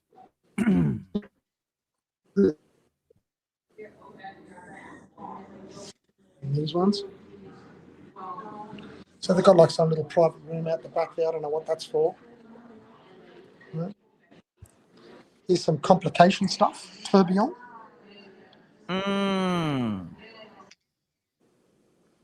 It's weird, isn't it? It's like some sort of... Absolutely. Yeah, that's expensive. That's expensive. Very tourbillon. That's a tourbillon. That's amazing. Amazing stuff at Pam. Lovely boutique there. It's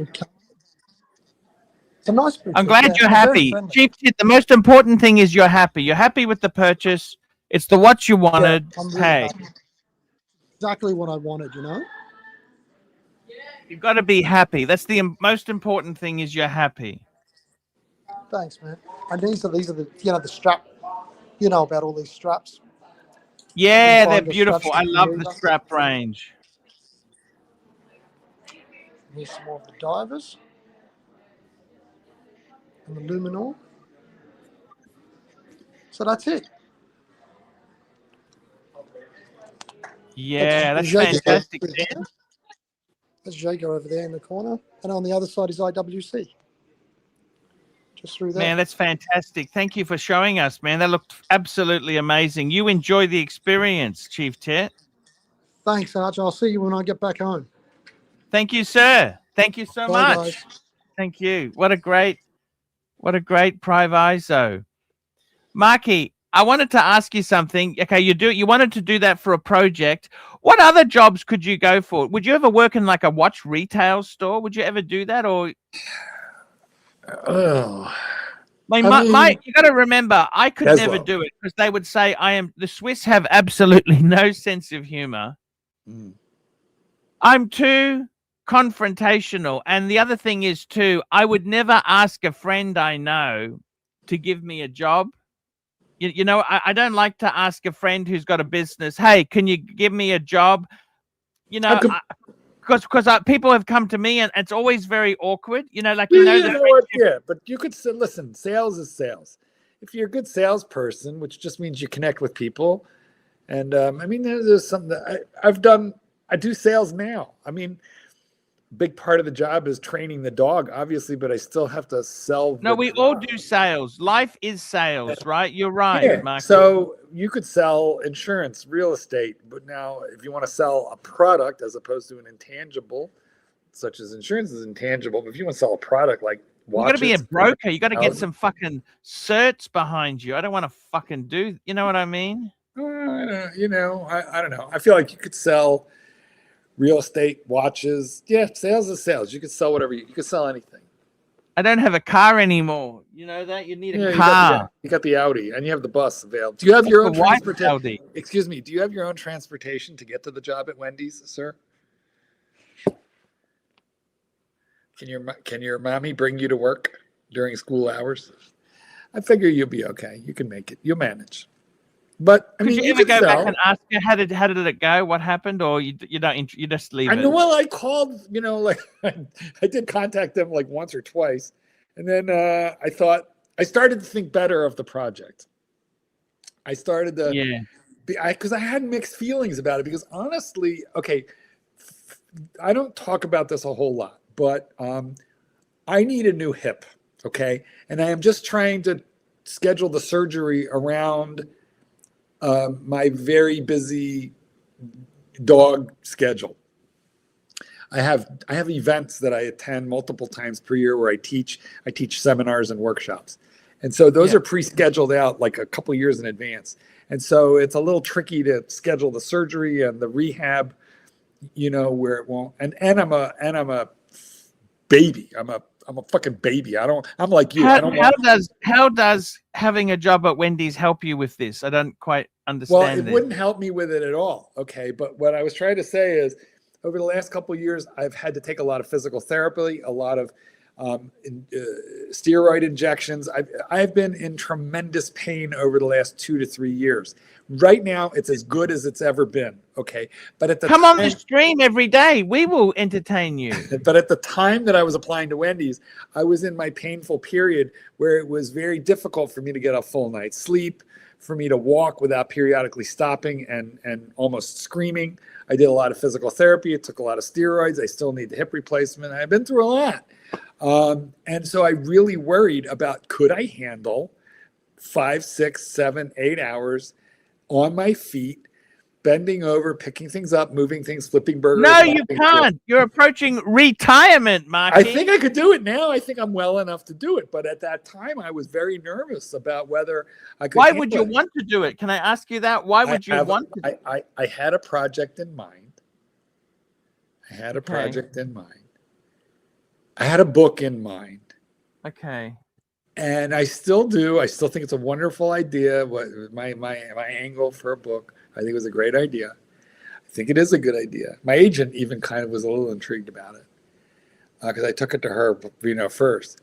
How you can go from busting tables to being a millionaire dog trainer franchise. Yeah. From dog trainers are us. From YouTube. We train the best of them. Yeah, we'll Are you tired of bussing tables and taking orders from a 19-year-old girl with too much makeup? Let me show you how to. Your story would be the ArchieLuxury story. Luxury that didn't last. From YouTube sensation to the deep frying machine.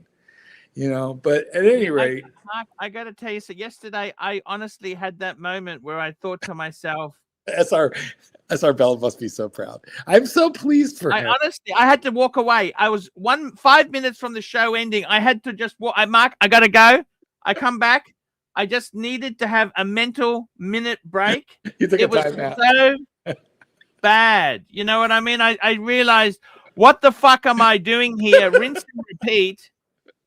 Oh, I love that. I love that for you. I love that. And I'm very. SR Bell puts a lot of time, effort, and thought, and a lot of heart and passion. It's not about the money for SR Bell; it's about the passion. So the fact that SR Bell could drive you to reconsider your career choices and the meaning of life, for a $2 super chat, I think must please him more than you know. So I advise you not to talk about this anymore, because you're just feeding the beast. It's funny you say that. I watch a lot of Dave Ramsey stuff, right? Oh, yeah. Well, you ought to actually try some of it. Well, no. Well, no, Marky. No. Yes. I sold the car. Yeah, Firstly, I sold the watch to pay the car off. Good point. And then I sold the car because I realized, hey, I really can't afford this in the future. Yes. Good. Right? Good thought. And the only debts I've got is the house and the apartment. Okay, Marky? Yes. And any extra money I've made, it's come in, I've put into, I don't put it into savings. I've put it into reduce. I've got a redraw. So, I mean, basically that's tax-free money you put in there. You're not paying the interest. Well, that's a good idea. You know what I'm saying? Yes. I do. I understand. And I've got to tell you, Mark, I'm actually coming to the end of my career where I was actually talking to Sucker Horn this morning, and I said, you know what? I sold out for money. Sucker Horn!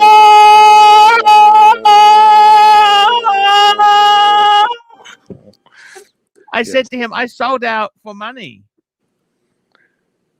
But that's the nature of that's the meaning of life, selling out for money. So I'm thinking, what can I do now? Like, YouTube is not as. I said I used to have fans. Now I've just got trolls. You could sell insurance. We've been talking. You can't join the Army, but you could join the Air Force. You could sell insurance. You could sell real estate. You could sell cars. I've tried selling cars. That wasn't so easy. I tried. It's not easy. Well, nothing is easy. But let me just say, you have the gift of gab. I feel like you could sell shit if you try. Yeah, no, I get you. You sold 123 people into listening to my fucking story about getting not hired at Wendy's. You did that. But I can relate to that. You've made me. I've actually had same thoughts myself. Like I tell you this. I don't want to do taxi driving. That market's fucked. Uber, you got to have your own vehicle. I don't want to lease or rent a car. Well, have you thought about selling sperm, platelets? I have. Selling your sperm. They only want it if you're under 37. Oh, how about platelets? Like blood. In Australia, we don't do that. We're not allowed to sell body parts. Oops. There's Doc. Hey, Doc. Doc, you can be very cruel. Why is that? What was confusing about my story? Well, I didn't get to hear all of it. All I heard is that you were going to work at Wendy's. It was very long. It was a very long, drawn-out story, but we have because I've had the same thoughts. We have 2 hours to kill. We all want to work at Wendy's. We all have that. We all have that thought, don't we? I mean, isn't that just normal? I didn't get hired, Doc. I had an interview. I had my first interview in 40 years with a 19-year-old girl who it was the first interview she ever gave in her entire life, and she was more nervous than I was, which made me feel less nervous. And she told me that I would get hired because she said we literally hire everybody, and we are severely short-staffed. And I didn't get hired. They still said no, but I think they thought you were like a competitor, like a McDonald's plant. You know what I would think if you came for an interview, I'd think, okay, this is a plant of some kind. I'd be very suspicious. What's going on? Can I tell you why you didn't get the job? Can I give you some brutal honesty? I really don't understand. I did not go into Lincoln. Regardless of whether you drive a stinking fucking Lincoln, have a gold sub or what, you have got an aura of success around you. When was this done? Was this within the last? You understand, Mark, or not? You have got an aura. It's like It's like you could take you know, a top CEO or before Trump, before Biden, actually before, if we go back to the 70s, any president pre 1963, and we could put them in, they got an aura of success to them. I see. Well, And all I could say is, you know, I probably shouldn't have brushed my teeth. I probably should have dressed worse. I did not take the LinkedIn. It's not. You just got an aura of success to you. Doc, I didn't get hired, and she was only 19, and she swore that I was going to get hired because they had nobody to work there. Was this within the last 5 years? Yes. No, head office has to approve them all. And This was about a year and a half ago, I want to say. So here's Marky, the thing. they Google your residential address and realize you're living in a $3 million dog ranch. So I did wonder, the only sort of, thank you for reminding me. The thing that I wondered is if they Googled me. Of course they did. Then I was going to come up as an author, a business owner. You're a plant. You know. Mark, you mean you used your own name? You used your real name? Yeah, they need your name, and it has to match your social security number. And yeah, of course, I used my own name. Was that stupid? They know something's up. And then also, they're not allowed to discriminate based upon age. Right. That means they have to look you up to see if they can discriminate based upon something else. But they had nobody You're to on work the Amazon bestseller list, and you want to work at Wendy's flipping burgers? They almost. Come on. They didn't have enough. I have my own transportation. Doc, the questions were basic, like, do you have your own transportation? Can you work during school hours? Yeah, I'm almost going to graduate, so I should be fine. I mean, do you have your own transportation? And I'm like, why are you asking that? Yes, I do. And she's like, well, because a lot of people, their mother has to drive them, and sometimes then there's a conflict, a reliability issue, about getting here. Or some people think they shouldn't be working at Wendy's. Well, that's why they were very happy to hear that I had my own transportation. That wasn't. Well, they were happy when they thought you were 25. No, they knew I wasn't. Come on, they knew I wasn't 25. No, somebody probably thought you were 25, and then they looked at wait a minute. All I know is, you know what? I will tell you, I had forgotten about this viewpoint. The only thing that made me feel a little bit better about I couldn't get hired at Wendy's was I figured they probably Googled me, and they probably thought it was fishy. Yes, Mark. Right. You're living in a $3 million ranch. No. Why is this guy trying to work here at this Wendy's? Well, is he working with the CIA, or are they doing some sort of investigation? As I told you many times, that was my first job interview, but I didn't get hired there either. Wow. Which was very lucky because, by the way, Doc, you'll be interested in this. Why me? I'm not interested in working for the CIA. No, but you love a good conspiracy theory. You like to know how these things operate. So let me tell you quickly. The spy who shagged me. What she told me. Hey, baby. She said she goes, it's one, you got to live somewhere in or around Langley, Virginia, and you're at school in Langley. And she said, so for at least a year you're in training. And she goes, during that entire year, she said, we are following you. We are tracing you. We are listening to your phone calls. We are looking at your bank accounts. You will never know when we're 10 steps behind you. So you should make the assumption that during the entire year of training that you are under 100% 24/7 observation. She said, if you're married, you may tell your spouse who you're actually working for. If you are not married, you may tell no one, not your parents, not your sister, not your best friend, not your priest. And what do you tell them? You're a greeting card salesman. She says, no, we will supply you with and not your lover.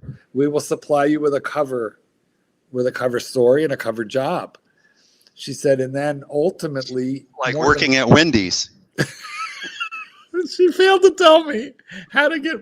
I didn't take the training, Doc. If I had taken the training, I probably would have learned how to get on at Wendy's. But I said, even the CIA would say, no, we're not going to send you to get a job at Wendy's. That's going to look too suspicious. These boys are roasting me in the comments. Dirk wants me to make him a Baconator, and McLobster says they should have hired me because I know how to handle meat. But yeah, I suppose they Googled me and figured something was funky, and just they didn't want to.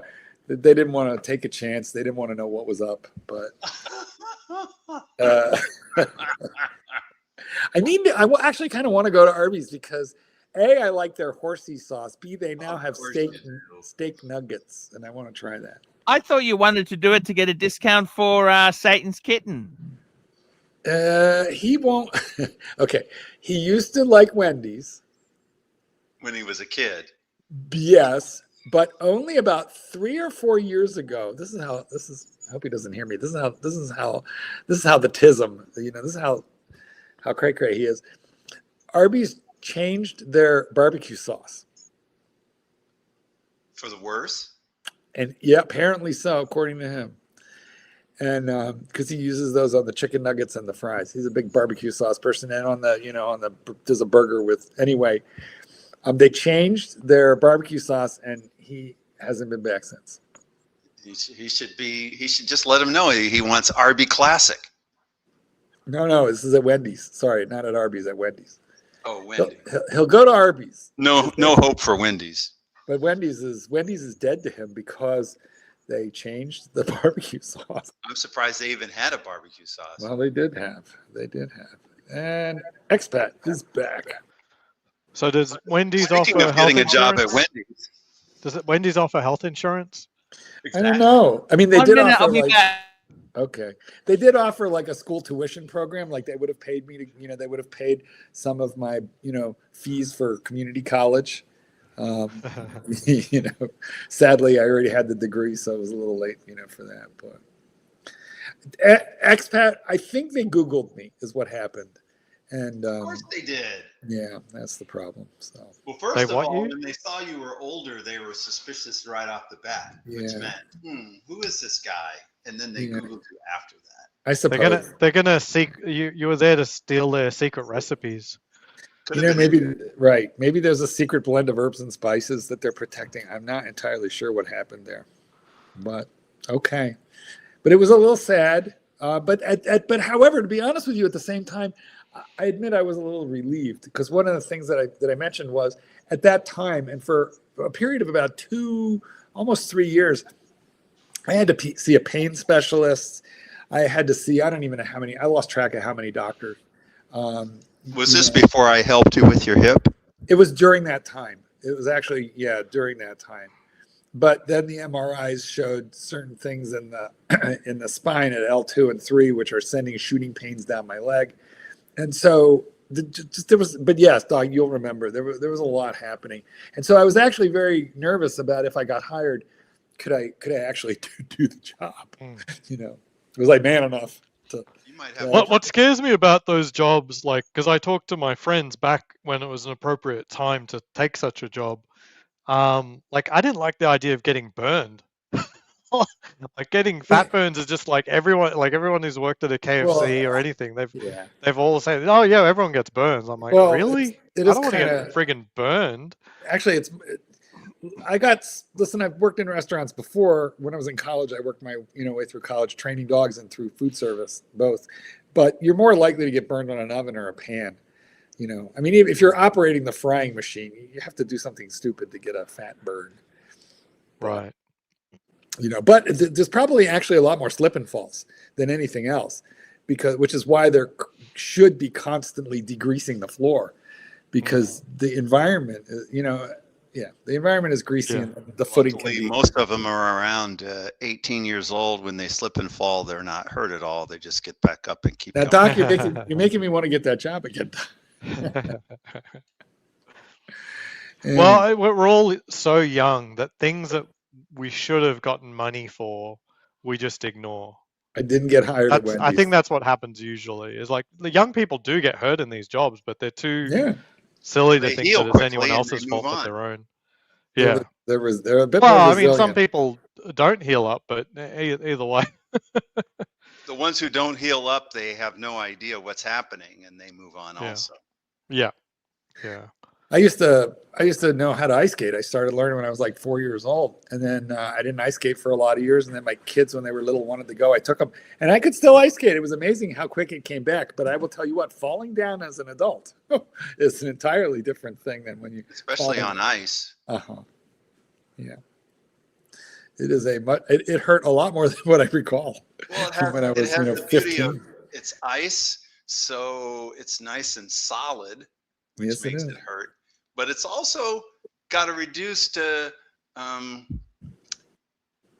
You can slide on ice. Yeah, usually when The pain can continue. I've not slid on the ice. I've just gone down and boof. The last time I fell, though, actually was fucking around. Well, I was training a dog, and this dog was spinning pirouettes around me in my training field out there. And I have a move which I execute in my mind. I do a 360, but the opposite way to counteract what the dog is doing. And so just at the exact moment that the dog did his thing, in my mind, I executed a beautiful pirouette going the other way, which would have arrested his progress with the long leash that I was using and redirected him in my direction. So in my mind, I made this beautiful pirouette, but my hip and my spine, it could not do what my mind thought they should be doing.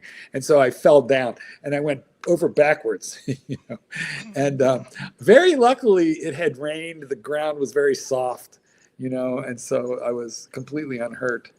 But this whole idea of just taking on odd jobs is very romantic and something I'd like to do as long as it didn't interfere with my family life or getting healthy, which inevitably is very hard to find a job that won't impact that. So because people want you on their schedule, not yours. But I mean, yeah, exactly. I feel like you would.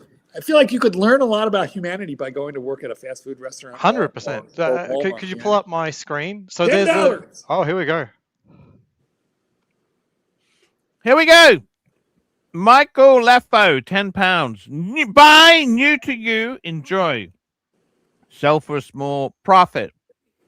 Mark, are Malinius friendly with 3-year-olds? Belgian Malinois.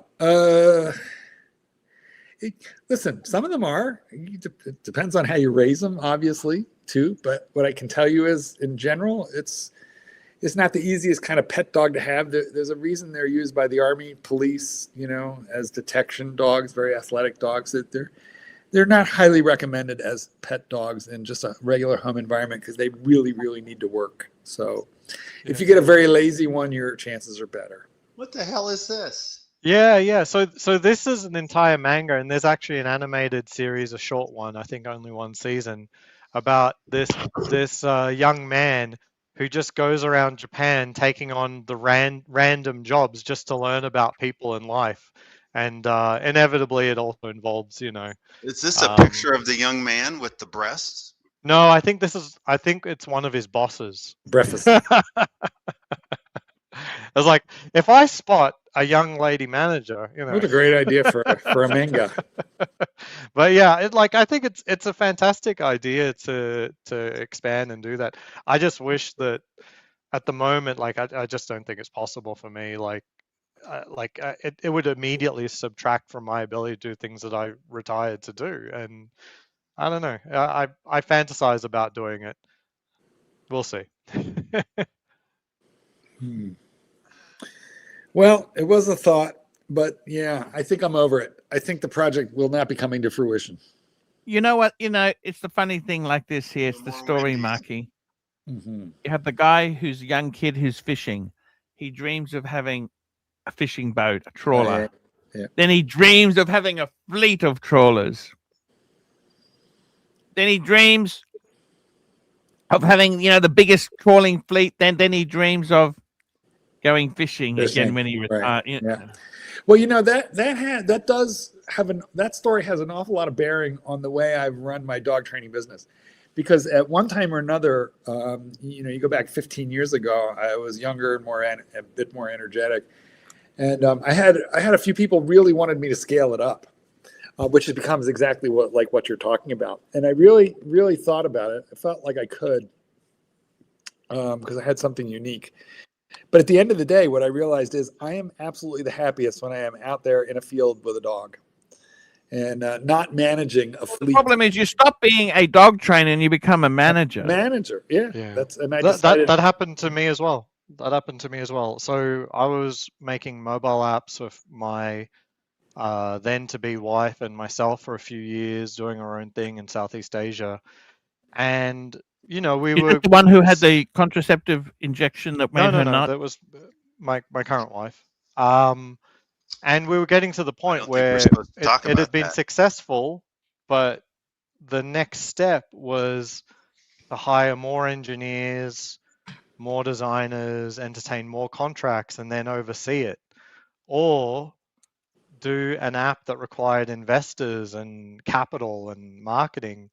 And I had really taken this different path so that I could just do more engineering. And so neither option was actually going to satisfy us. And that's why I moved to America and got a job, because I just wanted to do more engineering. I didn't want to run a business and manage other engineers and so on and so forth. I actually just came from that. Like my previous work, I had gotten to be a manager and decided I hated it. I just wanted to be an engineer. So yeah, we all have to. Sometimes businesses help us design the life we want, and sometimes it's careers that help us design the life that we want. Yeah, I really wanted to curate this one because I've had other work in my life, and I realized I've been a manager. Mm-hmm. I turned writing into managing writers and a publishing staff, and that was not fun. So ultimately I decided what I really wanted to do was just to be me and a dog in a field, which is why most of what I do is boarding school. I dream of a fleet of Siennas.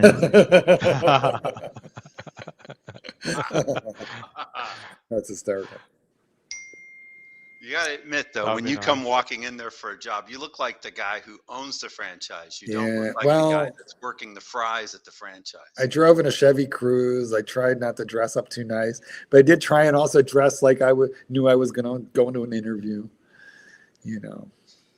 but Next time, don't wear the gold sub mark. or the gold chain, the pinky ring, You're going to need a bigger franchise. Thanks, Doc. You need to ask questions at the end. What staff discount do you get on lunch? Oh no, you got free lunch. She told me all that stuff. You got a free meal during it, but like from a certain part of the menu. You couldn't order get more than one free meal if they. I don't know. Whatever it was, there was a certain amount of food benefit, there, but I couldn't get a job at Wendy's. I was not. I should really talk to HR about that. Find out, do I have a discrimination case or what is The problem is you don't, because they Googled you. But I'm sure they Googled you because they wanted to avoid a discrimination case. I don't know. I mean, I was prepared to do the work. Doesn't matter.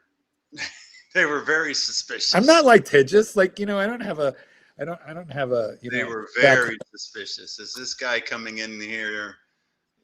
But I think it could have been somebody coming in just for the medical insurance, because I think that. But I don't even know if they had medical insurance for part timers. Sure I don't think they do. Honestly, I don't know if you were going to go for a part time job. Well, they don't hire any doc. Listen, here's the way it works at these places. They don't hire anybody full time, because if they do, now they have to pay a little bit extra. Right. There's all kinds of laws that kick in after 35 hours. So they want to keep everybody under 35 hours. You're right. So they weren't really going to give me much benefits. Although, like I said, they would have paid for my, English 101, class at the local community college had I worked there for a full year. Well, it's interesting because I have a neighbor who's about 50, and she, one day I went to a grocery store, and somebody's, getting all the carts and everything. It's usually somebody in high school, and they're getting all the carts and everything. And I glanced and I didn't think anything of it till she starts saying, "Hey, you're not going to say anything to me?"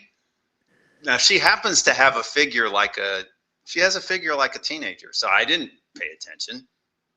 I know there's that part. I might've paid attention for that, but she's married. She's married. So I leave her alone. But the thing is that she was working there purely for the health insurance. I get that. Yeah, I get that. People will do that because if I'd only entertain a job that does health insurance, because it's just so expensive that if the company can get me on their group plan, it's worth it. That's immediately worth around $2,000 a month. Listen, which, if you look at hourly rates, like adding $2,000 to nothing is still a lot. Yes, like a lot of people have that who retire before 60. See, 65 is the age at which in this country you qualify for Medicare, which is the government basically subsidized health care plan. But it's only for senior citizens who qualify based on, I don't know what, citizenship and this and that. That's magic, who knows? So, Well, so theoretically. what it's called is barista fire. Like it's a common one where you maintain a very tokenary lifestyle compatible job to try and maintain health insurance and maybe some income it helps you, but just barista fire is sort of like you're already FI, but you just want to pad things a little bit. Interesting. Yeah, I think they probably call it that because Starbucks does have a health insurance plan for employees. And just like you, Mark, this neighbor of mine volunteered for bringing the carts in because she preferred being outside. Interesting. Yeah, that's tough work in the in the weather. I mean, well, and where you in Vegas, the job looks pretty good during the mild months, but during summer, like the cart job looks horrendous here in Vegas. 115 degrees in the here shade. we get we get 95 degrees with high humidity, and then we get 20 below, and they still have to do it. When she's not collecting grocery carts and stuff, she's like a horse trainer, so she's outside a lot, even in the rain with that. She doesn't care. She's used to wrangling. Yeah, I suppose so.